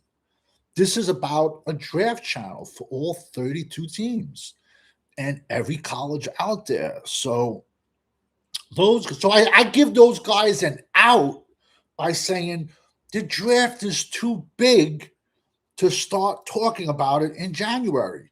And then I just fuck with them on Twitter because it's amazing. The Beast came out last week And then you got to see all the rankings come out. And I fuck with everybody. I go, no rankings count if they came out after Dane Brugler's Beast. And all mine, my preseason and all my rankings came out before his. And I challenge anybody. Watch my preseason list versus his preseason list. Watch my versus him. Let's see. This is probably going to be. I don't know if they signed. I don't think they signed Mike Evans again. Could be a wide receiver. Who the fuck is this guy? Chris Dickerhoff, former voice of the Buccaneers. Okay. You know he got fucked with in grammar school with a name like that. You know they called him Dick every day, you know. Seriously, I even thought about, they fucked this with the glasses, Deckerhoff. Yeah, he got fucked with as a kid. He should have been tough. I thought about doing stand-up, but there's a real famous stand-up guy. He was in the Longest Yard, and he grew up like 10 blocks from me, Joey Diaz. And but he has like 12 years on me. But so every funny story he knows, I know. There you go. There's my guy. I talked about him for the last 2 years. Ted Hurst, Georgia State. Freak. 6'3", 206. 2004, I did a video on him. And then August the 1st of 2005, I did a video on him. Tall, fast, good hands, goes up against the 50-50 ball. Dominated. Granted, it was a lower level. He ran like a 4.3. And his team went 1-11. So it's not like he fucking had Peyton Manning thrown to him. This kid, look at this kid. This kid got speed, man. I'm shocked he lasts this long. I'll bet you money he was on Dallas's board. That's a nice trifecta right there, man. Bain, Trotter, and Hurst.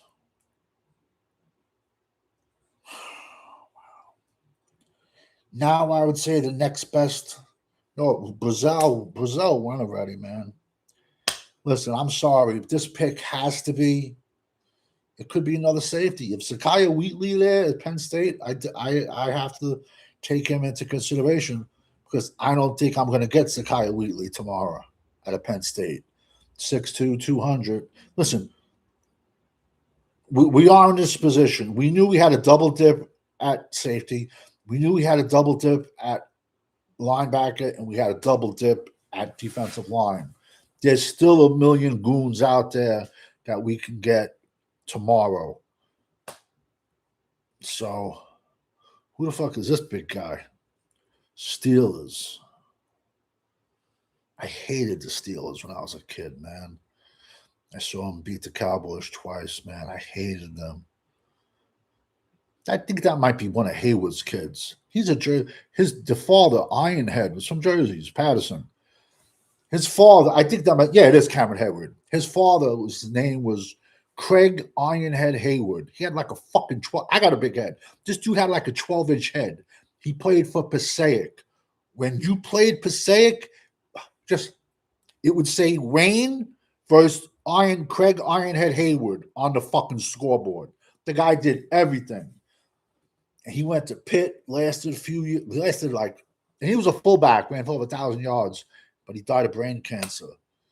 Dylan Everett, solid pick, Georgia, round 3, 6'1", 196. Very solid pick. I had him up there. Trade alert. Los Angeles Chargers trade pick to Cleveland. What are we 5 picks away?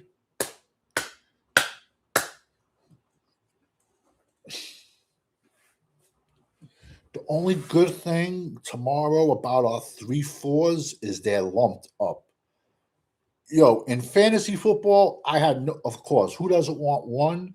I had no problem with 12 because in fantasy football, you always have 2 to 3 guys in mind. And I know I can get 2 at the same time. That's the only thing good about Manana is our 3/4 are really close. Listen, we knew tonight was going to suck, man. Yo, I called the collusion with the San Fran, bro. I called that. I called it. I called that, man. Who's she? She's pretty. Kimberly Fields, Senior Vice President of Football and Innovation Strategy. I hope they keep the quarterback away from her. The guy, the tug guy, hope they keep him away. Man, I just talked about this kid, bro. Beast. Great third round pick. Austin Barber, 6'7". He played more than that. He played 330, 340. Played both tackle spots, over a 50-game starter. Watch this kid up against Ruben Bain. Watch him. Long arms. Steal, left tackle, third round. Can get to the second level. Boom. 3 sacks allowed. That's a nice, very physical, looks to bury you. Yo, Jennings Dunker is out there. Would anyone disagree on taking Iowa's Jennings Dunker, who played right tackle? You can try him at right tackle. He'll beat out Steele. Or you could put him to left guard, put Tyler Smith to left tackle, and throw Tyler Guyton to right tackle. But Jennings Dunker, Iowa now, and then even Bo Steffens, Iowa's left guard, is on the fucking, oh my God, he's a monster. He is a monster. There's 2 Iowa offensive linemen out there. There's 2 Iowa. Then Iowa got Aaron Graves, big 5 techs, Max Lewenthal, a big 5 tech, a big safety, Nwanka. For me right now, is this the same girl, different girl? No, this is Miami. This kid is gonna play the next decade in the NFL.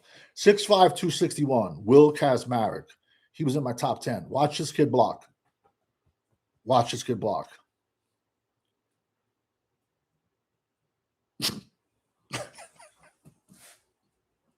Only caught like 20 passes in the most conservative fucking offense Ohio State has ever ran. And I guarantee you Day is going to go back to calling plays this year. Watch this kid block and watch his hands. Bloop. 3rd round pick. And he wasn't even a starter. He's going to play a decade. Kazmarek. I'm showing my age. I compared Will Kazmarek to a poor man's Mark Bavaro, who played for the Giants and was fucking straight up nasty, man. Will Kazmarek will play a decade in this league. A friend of mine played for the U. Well, he went to the U, then he transferred to West Virginia, played with Will Grier, and then he finished his career at Rutgers. 6'5", 6'6", like 230, 240, had a shitload of injuries. He played 2 years in the XFL. Giovanni Haskins, his name was. His cousin was the Haskins from the Redskins, who passed away. Very nice family. Very, very, very, very, very nice family. I actually dated his aunt, and everywhere we went, all the coaches said the difference between a college tight end and an NFL tight end is, can you run block? He just had a lot of injuries. Tore his knee, broke his neck, and played. He broke his neck, played 2 years, then played 2 years at Rutgers. But Rutgers O-line was so dog shit, they used him into block too much. And then, what's up, killer? What are you doing? What's up? What's up, brother? And then he played 2 years in the XFL, even with a broken neck. He had a tryout with the Carolina Panthers. His brother played D1 too. His brother played D1 wide receiver. Family had crazy genetics, man. Very, very, very, very nice family. His cousin was Dwayne. Dwayne was the quarterback at Ohio State. And he was the one who passed away in Florida on the highway. But very, very, very nice family. Good genetics too, bro. Good genetics. Tall. Kid was tall. He had 10 inch hands, bro, that kid. If he never would have had any injuries, I think it was 2018, bro. If West Virginia would have had a fucking defense, when they lost to Oklahoma in the midget, Kyle Murray, it was like 58-52 that game. If West Virginia ever would have had a defense, bro, Will Grier, touchdown Jesus, man. You got to watch Will Grier's college, yo. And he had three of the most monster wide receivers that had like 20 touchdown eaches. And they got drafted, but they didn't do anything, bro. It's amazing though. Sometimes you can think you do everything right. You watch somebody for 3-4 years and they have the size, the speed, the tape, but then also sometimes it doesn't transfer over to the NFL level. And you say, what do you say at that point? You say, hey, I tried my best. And if the Cowboys draft McCoy,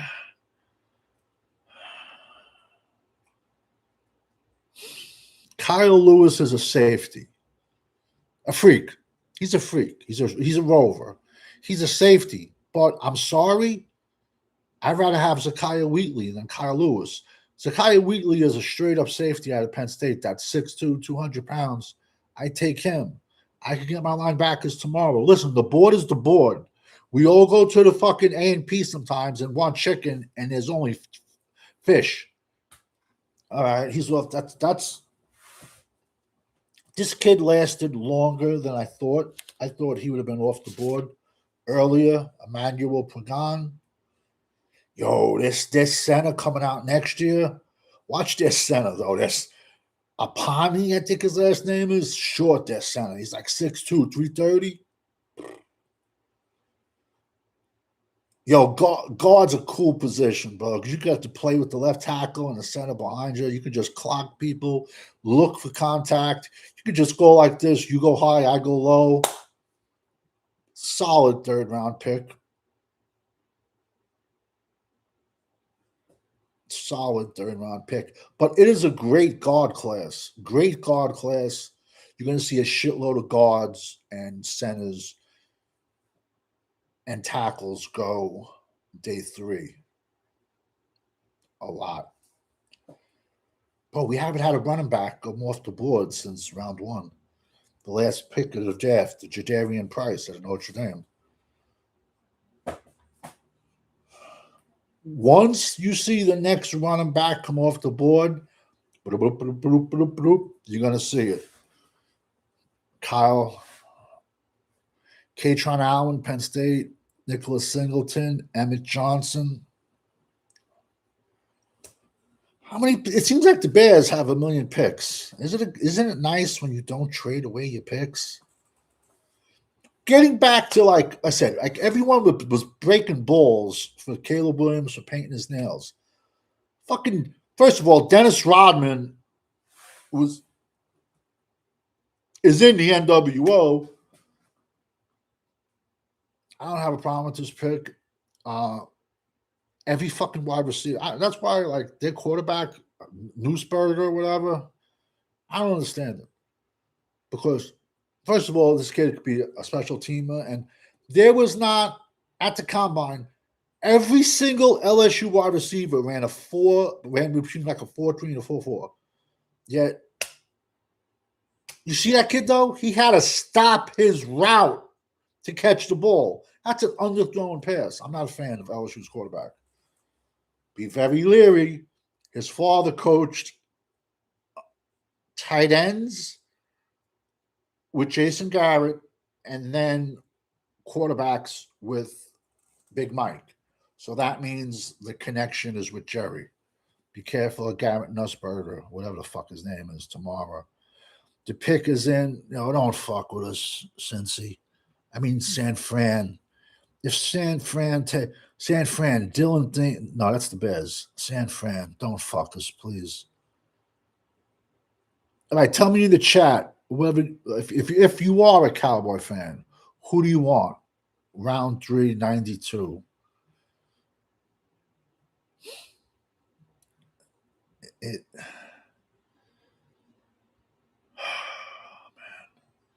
I think it's either going to be a D lineman or an offensive lineman, in my opinion. Trent Williams can't play forever. Mikael Williams, who I loved last year, was hurt. Okay, Rich, yo, this kid, tough, bro. So tough, man. James, Indiana. I'm pretty sure he came originally from James Madison. And I'll take that back. I think Hemby went. But this kid played every single game, played every college playoff game, went to the Senior Bowl, every practice, and played the game. This kid is fucking hungry. This kid did not grow up with the silver spoon in his mouth. This kid is going to come out and fucking run hard and give you everything he got. I am so high on this kid. To do all that and then show up at the Senior Bowl, yo, he played in the national championship game. It was like 4 or 5 guys that did it. Mikel Bell did it from Miami. Blackamari, the center from Miami, did it. You know, I think he was the only one from Indiana. Yet there were other kids that had, what's up with this fucking nerd? What is that? What the fuck? I'd smack him with that. Like, people ask me, would I ever go to you think I want to go to the draft and fucking stand next to that guy? I'd give him boom, the elbow. The Raiders. All right. I would think the Raiders, the pick is in. I would think it has. How did the Raiders even drafted an offensive lineman?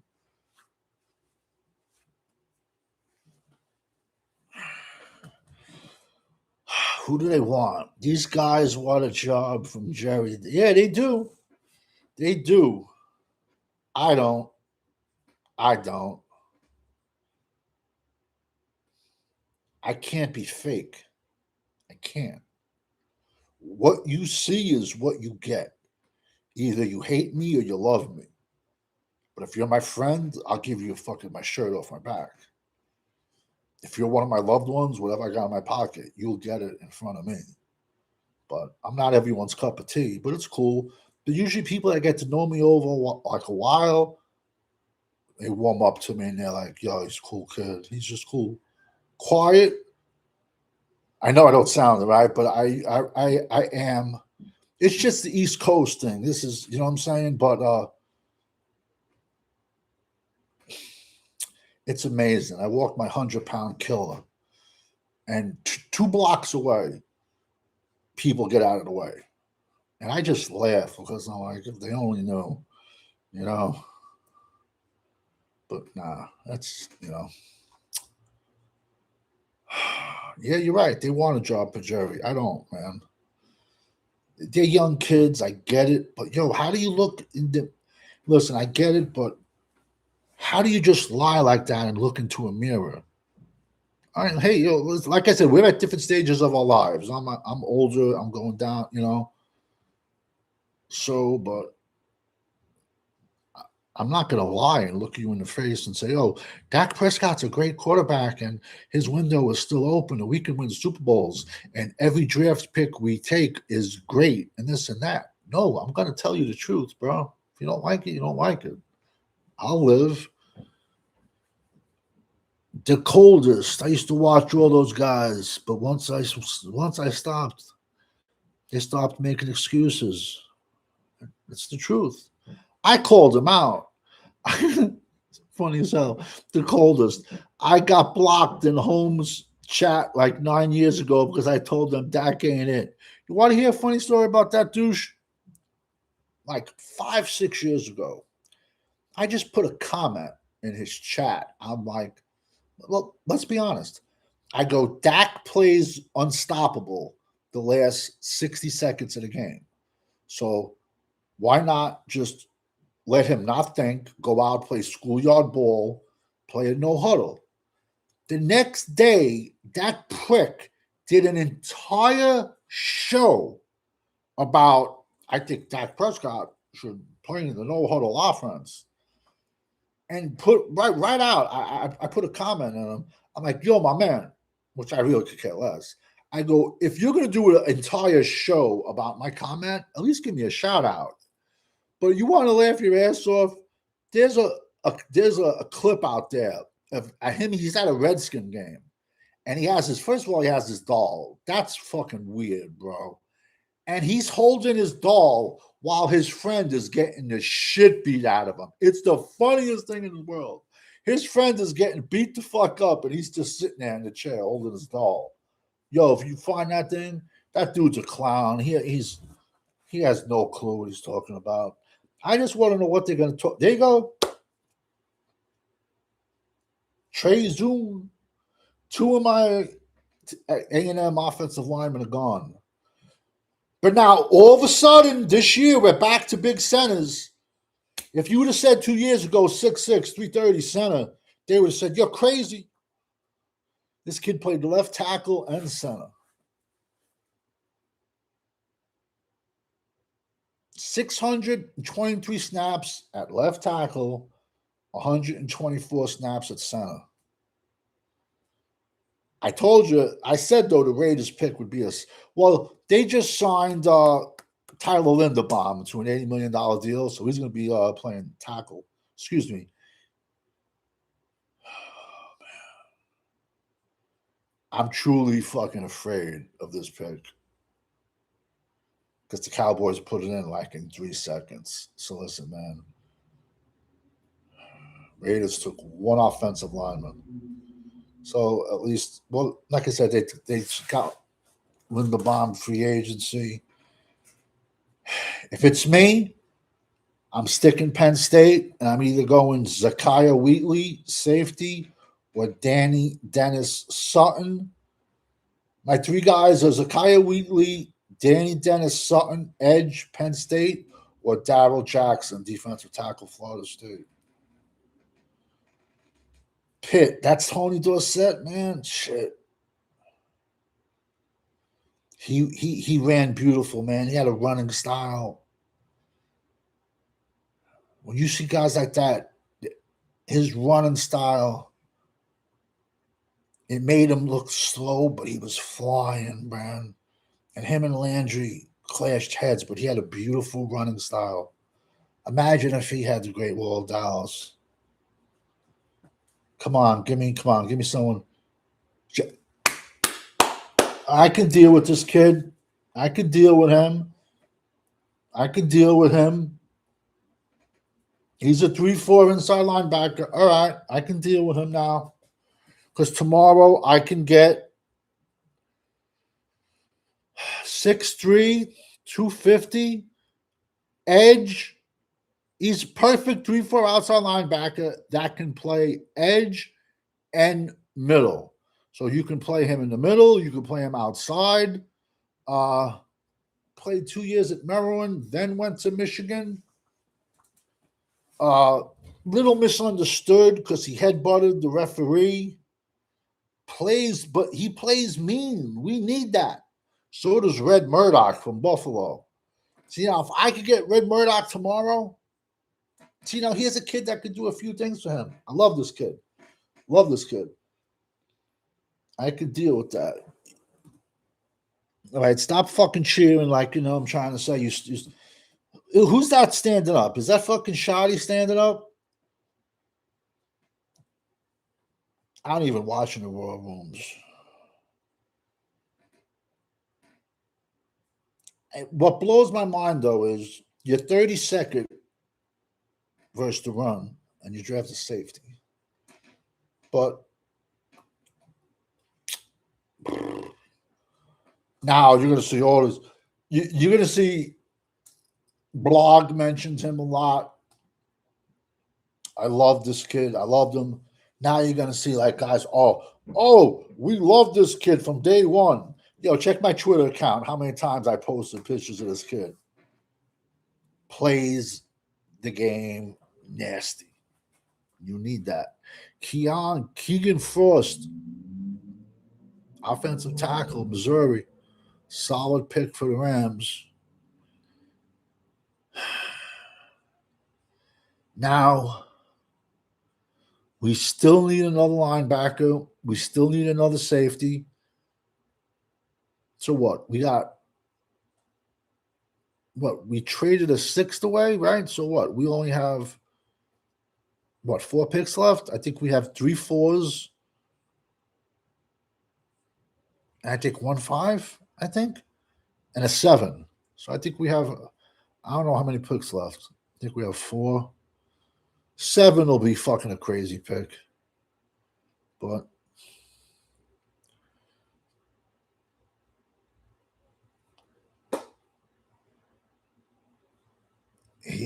kid's solid. The kid, he's a solid player, Josh Bonham. He was in my top 10. Played mean, plays nasty. And like I said, I love Kelly. I love Murdoch. I just think round 3 is a little bit rich. We can get them tomorrow, but if you want them, you're gonna have to get them in the 4th because I don't think we have a 5th. I don't think we have a 5th. I don't think we have a 6th. I think we have a 7th. Hold on. Well, we traded away our 6th.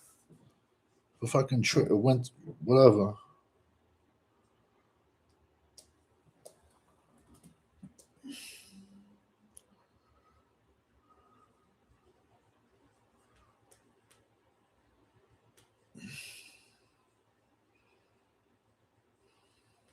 Listen.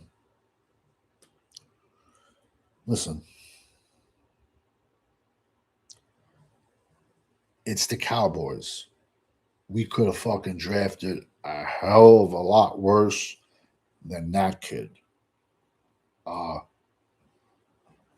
just trying to see what picks we have left.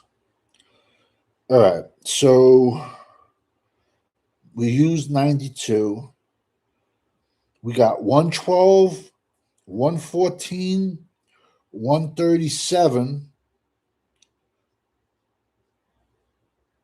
We gave our 5th for fucking Winters or whatever. And then we picked 218. So basically tomorrow, if you're a Cowboy fan, it's going to be short. It's going to be the 3/4. 112, 114, 137, and then 218. You got 4 picks. You got to draft another safety.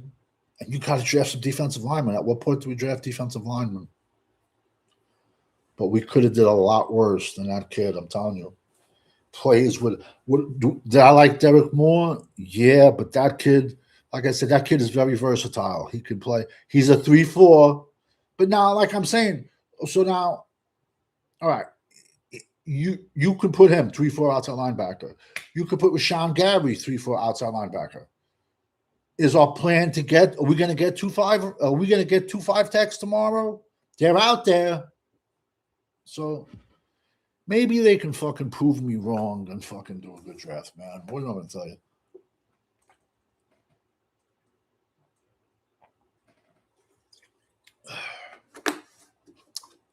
Jason Garrett never would have drafted that kid. Never in a million years, man. Never in a million years. But I bet if Ted Hurst didn't go off the board, I bet he was in consideration.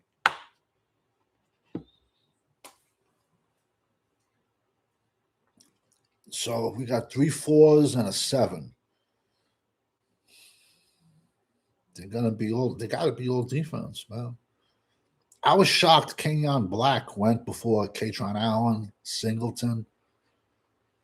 I don't know how many picks are left, and because I know the comp picks are gonna start. At some point, you're going to start to see the running backs go flying off the board, but below average.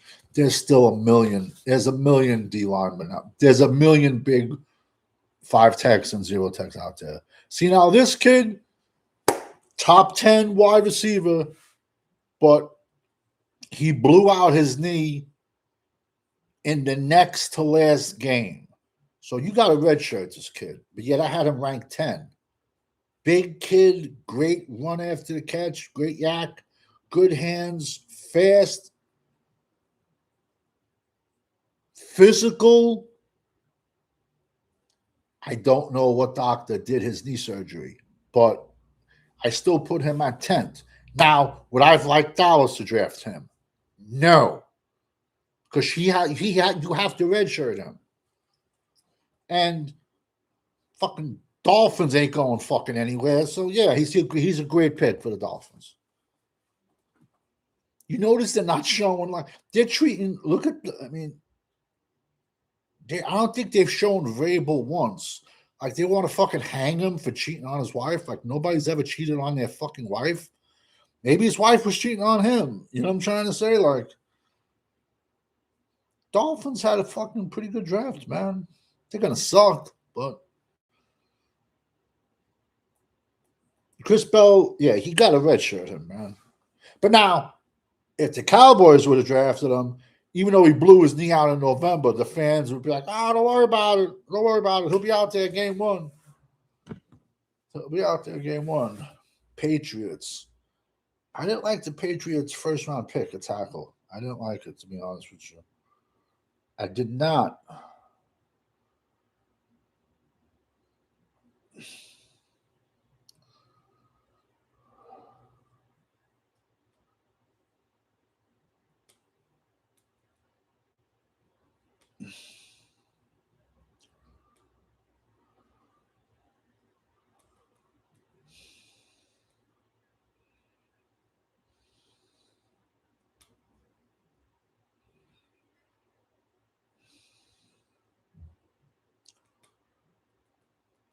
Now imagine tomorrow, yo, if you could told me tomorrow, hold on, man. This kid was crazy high. I think he was my number 2 tight end, Eli Reardon, Notre Dame. Bro, like 6'5", 2. There you go, 6'6", 250.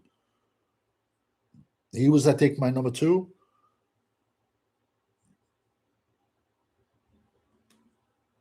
Now, let's just talk about tomorrow. If you're telling me tomorrow I can get Danny Dennis Sutton, I can get Red Murdoch, I want another, I need a big guy. If I can get a Darrell Jackson, if I can get Graves, we need beef, man. We need some big offensive, we need some big D tackles, bro.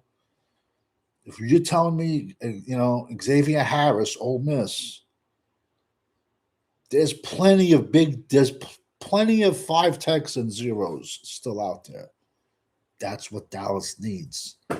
I think trading for D. Wentner, though, we ain't drafting any more linebackers. Still plenty of safeties out there. I'm not worried about safeties. Still plenty of basically, our draft's going to be tomorrow. We have 3 4s and then a 7th rounder. So basically, unless they trade people.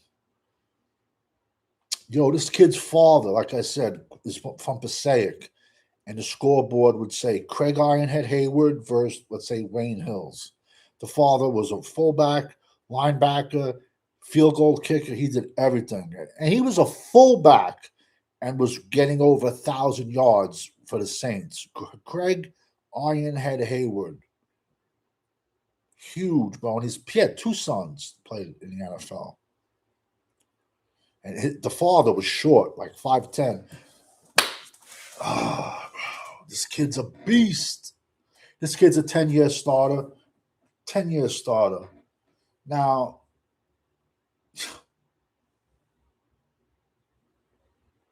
remember like 2 years ago when we took Tyler Guyton, but I wanted Zach Frazier from West Virginia?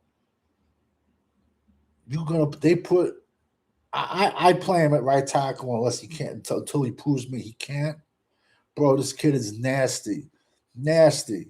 Shut down. He pile drived TJ Parker. It was only 1 rep at the Senior Bowl. This kid is nasty, plays mean. Rutgers game, I stopped counting his pancakes at 20. listen, I'm going to play him a tackle so that he can't, but they're going to move him inside, put him next to Zach Frazier.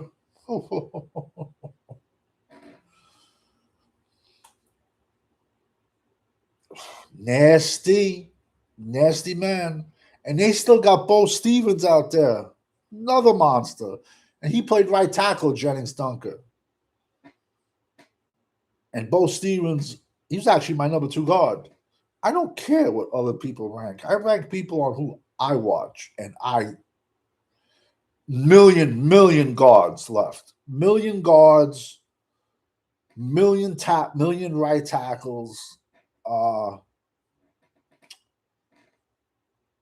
Pittsburgh had a good Pittsburgh always drafts well, bro. They're just a very good franchise, man. Very good franchise. But let's say, as a Cowboy fan, don't hate me. Like I said, they're not going to take any more linebackers. We got to get another safety. If tomorrow, even at 112, 114, if I can get a Zakiya Wheatley, 6'2", 200, and I can get Danny Dennis Sutton, put on some weight, or if they're saying, no, we need 2 big 5 techs and we're going to play 3-4 more, they're out there. There's a million giant 5 techs out there. So,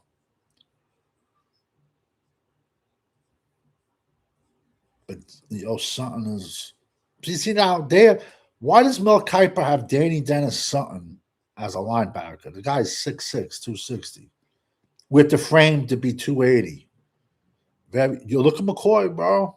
And how many of the douchebag round circle Cowboy fans had McCoy going in round 1? But he's still on the board. A lot of talent left, man. Tomorrow, I think you're going to start seeing. I just don't want to see Philly with Katron Allen and Nicholas Singleton on that team. Because Philly will draft both of them. They have enough picks. But Philly needs offensive line, man. They might be able to swing another year out of Landon Dickinson. I'll bet you Mekhi Becton goes back there because he was their right guard, 6'7", 380, when they won their Super Bowl. He went to Louisville. He failed at left tackle with the Jets. He was just too big. But then they put him the right guard for 1 year, $5 million, and he just killed everybody. And that was the year Philly won the Super Bowl. He'll probably go back. He'll go back to Philly. They say, listen, we'll throw you some cheesesteaks in your contract. And he's somebody you want in a phone booth, you know? But it's amazing. Like, if you would have talked about 6'4", 6'6" centers to these shows 2-3 years ago, they would say, you're crazy. You don't know what you're talking about. That person is too big to play center. Go back to playing basketball, bro. You never played football. Madden don't count, bro. Go back to playing shuffleball, pickleball. Well, I don't even fucking know what pickleball is. What's the other game? Cornhole? What the fuck is that? Like, Caleb Teenan, he's on the board because he got short arms. But he can get it done. Kyle Lewis, highlight reel, tiny. He's on my safety list. Where's Stinky Foots, bro? He was so high on Perkins. He's still out there. There's actually a diner. It's like a franchise. It's called Perkins. It's probably regional. It's more up here. You know what I want to do? I've never been to Waffle House. I love how those guys stick together. Like the people that work at Waffle House, like if somebody gets out of line, everybody just comes out and beats the fucking piss out of that person. That's teamwork. Caleb Teenan, there it goes. 3rd round, 6'7", 333. I don't know if no one's noticed, but last few years, Northwestern has been putting out some good offensive tackles. Nice wall-off block, getting down the field. But yet they'll shit on him because his arm's like an inch shorter. sinks his hips, stops people cold. Allowed now. See, they're bitching about his arm lengths, but he allowed 0 sacks. There's a kid I love, William Pounds, out of Ole Miss. He's like 6'6", 340. He hasn't allowed a sack in 2 years. But all these so-called like experts are like, oh, he's a guard. What do you want me to do, man? I just do my thing. They should draft McCoy and let him sit a year. Yeah, but I don't think fucking McCoy. Listen, for him, for these teams with all these draft picks, for McCoy, Jacoby Thomas, Miami, bro, great pick, man, great pick. 6'1", 211. They also got Keontae Scott. He's a playmaker, this kid, bro. Vikings had a good draft too, man. This kid.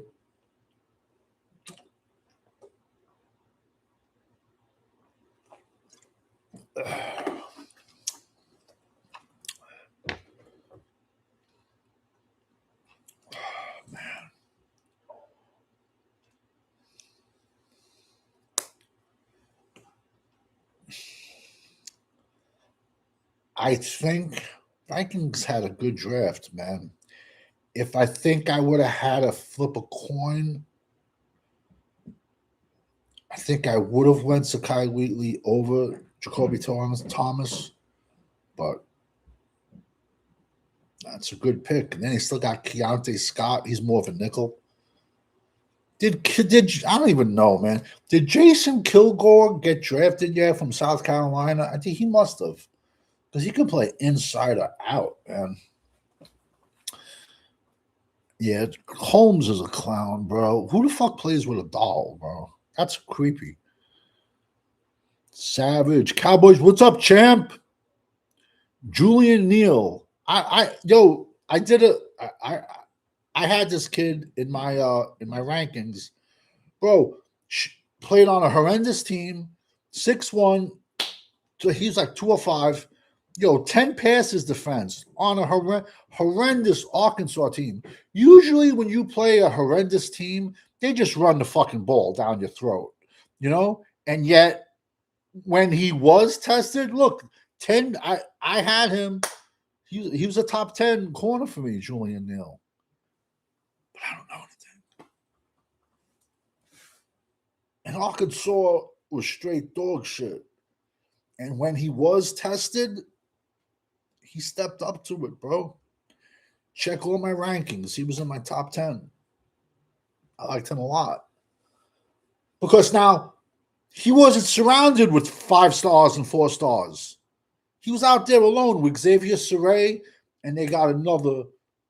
They got a big 5-tech D tackle that I'd like. Who's this dude? Looks like fucking Barbie doll. Jalen Husky. These must be the comp picks that flying quick. Jalen Husky, Maryland. Nice size, 6'1", 196.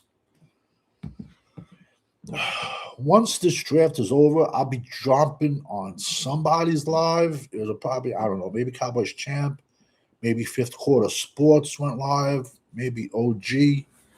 We're talking, remember this name for next year. His last name is Scott.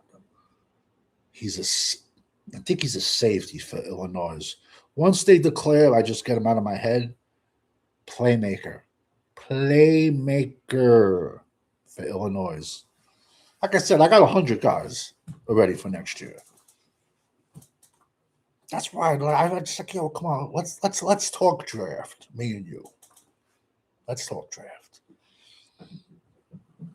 Travis Frederick Company, thank you for jumping in the chat. I remember Barham was the guy who they claimed headbutted the ref. Honestly, I think it was more of a boop, but let's see how it works. Defense is priority. 1,000%. They made a bigger deal of it than it was. I like the fact that he plays with a chip on his shoulder. Dallas has lacked that. I like the fact that he has size. Uh, you can play him. You can play him as a 3-4 outside linebacker. You can play him straight in the middle. You can even put. He's very versatile. You could. They tried to put him like they tried putting him like as an edge more this year, but solid pick, solid pick. And we all know the Cowboys. So round 3 is over. It seems Dallas could have did a hell of a lot worse, man. A lot of teams drafted good.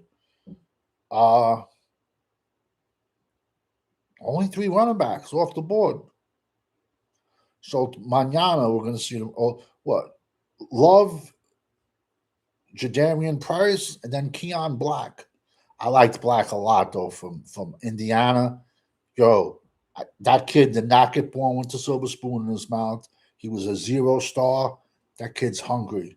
That kid is going to give you everything he got, man. I was very high on him. I would love to get that kid. Yo, you played every game. You played every playoff game. You went to the Senior Bowl, did all the practices, played in the Senior Bowl. That kid got heart, man. He's looking to feed his fucking family, man. I want somebody like that on my team. Listen, let's see who else. To everyone who's jumped in my chat, Travis Frederick Company, I thank you so much. Cowboys champ, boom. So, what's your opinion on the Michigan? Let's go live. Kilgore still there. That's crazy, bro. Jalen Kilgore can play safety or outside corner. Yet tomorrow it's going to be quick and simple. We got they got 3 4-rounders, and then we don't pick again until round 7. So if tomorrow I can come off the board with Danny Dennis Sutton from Penn State, but if they're going to a 3-4, they're going to say he's too light, but you could put crazy size on him. There's 1,000,005 techs out there. There's 1,000,000 techs out there. There's 1,000,001 techs out there. 1,000,000 safeties, 1,000,000 running backs. We all knew this draft was like our first round was not the strongest, and from 2 to 7. And if you know what you're doing, you're going to get good guys, even undrafted free agents. At least I know I will. I've even seen some sleepers drafted already. Maybe I think only like 2, but what is what it is. Listen, Nate Dogg, Jaja, Cowboys champs, OG, the coldest. Everyone that's jumped on my chat tonight, thank you so much. Travis Frederick, we only have 3 or 4 more. Do we draft an offensively position here? Listen, there's going to become a point in this draft where the BPA is going to be an offensive tackle. We can both say we have question marks at both offensive tackles. We don't have a swing. We don't have a backup center. Do I think they're going to go with it? No. I do think we need another safety. We're definitely not taking. We traded one of the picks because Travis Frederick Company, when the San Francisco 49ers gave us a 3 for fucking Osa, I said collusion. I said no, timeout. Something's wrong. And Cowboys blog already shot it out on his channel. I said there's something wrong. There was a backdoor deal here because Osa was not worth a 3rd-round pick. And we gave up a 5th today to San Fran for D. Winters, a linebacker. I called that a month ago when it happened. So we got 3 4s tomorrow and then round 7. That's it. But at some point, what do you do tomorrow do you really want to see Kaytron Allen and Singleton running against you? You know the Giants are going to go with a running back at some point. You know the Philadelphia is going to go with a running back at some point. And they're both bruisers. Kaytron Allen, Singleton, Mike Washington. You got the Clemson kid, Adam Randall. Hemby, even Jonah Coleman. Bro, there's a million running backs still out there. A lot of talent left, man. Like I said, the strength of this draft was 2 to 7. First round, I had 12 guys with a first round grade. Look at San Fran. They traded back. But it's amazing though. Like I put Kyle Lewis on my safety list a month ago. Kuiper put him too. Everyone that had Perkins, he's still out there. Everybody that had McCoy going to the Cowboys at 12, he's still out there. That just shows you who watches football and who watches highlight clips on ESPN. Thank everyone for jumping in the chat. I think draft, starts at noon. Hopefully I can get some fucking sleep tonight. It was tough waiting all 9 tight ends through 3 rounds. That was a surprise. Granted, I had every single one of them ranked, so I'm happy about that. That was a shock.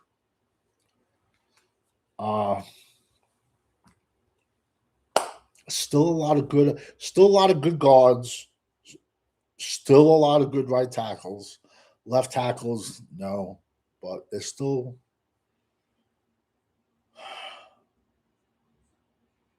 let's be honest. The Cowboys have no depth on that O-line. So you get 1 or 2 injuries. It doesn't matter. This fucking season's over. But thank everyone that jumped in the chat. Kilgore's still there. There's a lot of but what do I tell you? This is fantasy football for billionaires. And every single year there's 20 teams that can't draft. So, but I'm still so glad that I called the collusion between Dallas and San Fran. Osa for a 3? I said, no way. I said, watch, we're going to make a trade with them on draft day. I'm going to put the clip up on Twitter, Carlito Brigante and Carlito's Way, when he goes, when you can't see the angles anymore, it's time to get out of the game. And I saw that. Now, I said that, guarantee you everybody said, you're crazy. But yet it happened. Osa was not worth no trade. I said they made a backdoor deal to make a trade on draft day. So now, did I have insider information about that? No. What the fuck do I know what's going on the West Coast? But when you see something and it just doesn't look right, you got to think about it and question it, man. Travis Frederick Company, we only have 3 or 4 more. Do we need? Yeah, we need an offensive player. You called it, bro. The Cowboys corner in the house. Yo, I said it. Joe gave you the props for that. Thank you so much. Corners in the house, blogs in the house. Yo, I said it. I said, yo, Osa's not worth the 3. Something doesn't sound right. I go, yo, we're going to make a trade with them. Whitner, I got to listen. I have so many college names in my head. I got to look at this Whitner kid. So it's pretty simple to say we're done drafting linebackers. Tomorrow, we still need another safety. If I can get Zakiya Wheatley out of Penn State. Max Clare went corner. That was your number 1 tight end. He was my number 1 tight end too. He went. Even Kazmarek went. All my tight ends went. A lot of tight ends went. I'm glad we didn't get a tight end. I had a bad dream we would. Carson Beck was a shock. Drew Aller going to Penn State will be a fan favorite until they realize he's deep ball. He's a good quarterback. He just needs help, man. His deep ball is horrendous. I don't know if it could be coached out of him. I'm not a quarterback guy. You know what I'm saying? Avion Terrell went later, but I like him. And, Pons, the small kid from Indiana, I comped him to Aaron Glenn, because Aaron Glenn was small. I said, yo, he's Aaron Glenn 2.0. And who drafted him? The Jets drafted him. And I said, if you just went by tape, Pons from Indiana would have been the number one corner. But McCoy, maybe they're finally realizing Dallas's doctor is not the answer. And, so tomorrow seems like the Cowboys, their drafts are going to be the fourth rounder, and then watching a lot of picks go. There's a lot of talent on the board. Maybe they'll make a trade, make a trade up, try to get somebody in like in the fifth or sixth. Because Dallas, we know Dallas doesn't care about draft picks. So who knows? We'll see what happens. We need a linebacker. Well, we drafted one today and we traded for one. Jar Bonham is 6'3", 250. He's fine. And we traded for the kid Witten or whatever. So I think we're done linebacker-wise. Even though I love Jack Kelly out of BYU, I love Red Murdoch out of Buffalo. But no, we're not. I don't see us drafted any more linebackers. We need another safety. You know what the problem is? We need more people than we have draft picks. That's what it is, man. I don't know. Listen, we could have did a lot worse than tonight. But a lot of people had good drafts, man. A lot of people. Giants, phenomenal draft. Redskins did good. Philly. I'm a little shocked Philly has it. I think Philly will go heavy offensive line tomorrow. Unless they feel they can squeak another year out of Lane Johnson and Landon Dickinson. I'm pretty sure Mekhi Becton got cut. He might go back. I don't know, bro. Could have did a lot worse. So, in the perfect world, I wouldn't mind. We gotta get another safety, and we gotta get some big old linemen, man. We gotta get some 5-techs. If there's a monster running back on the board, what are you gonna do? Look the other way? Are you that comfortable with Javonte Williams with his injury career? Cowboys corner, thank you so much for jumping in the chat. Jaw, thank you so much. We need a cornerback. Okay, well, Jalen Kilgore is still out there. Keontae Smith is still out there. But now, will they be there? Kilgore is worth, from South Carolina, he's worth the fourth rounder. He is, 1,000%.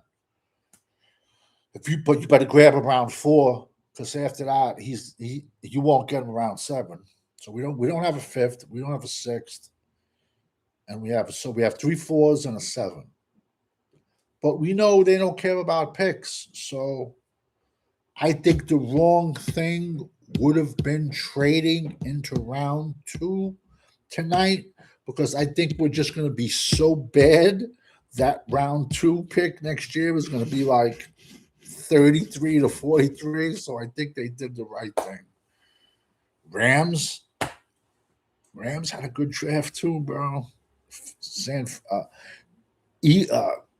Seattle, perfect. Bud Clark. Seattle's going to be right back in the. Like I said, the older guys have their teams to be on.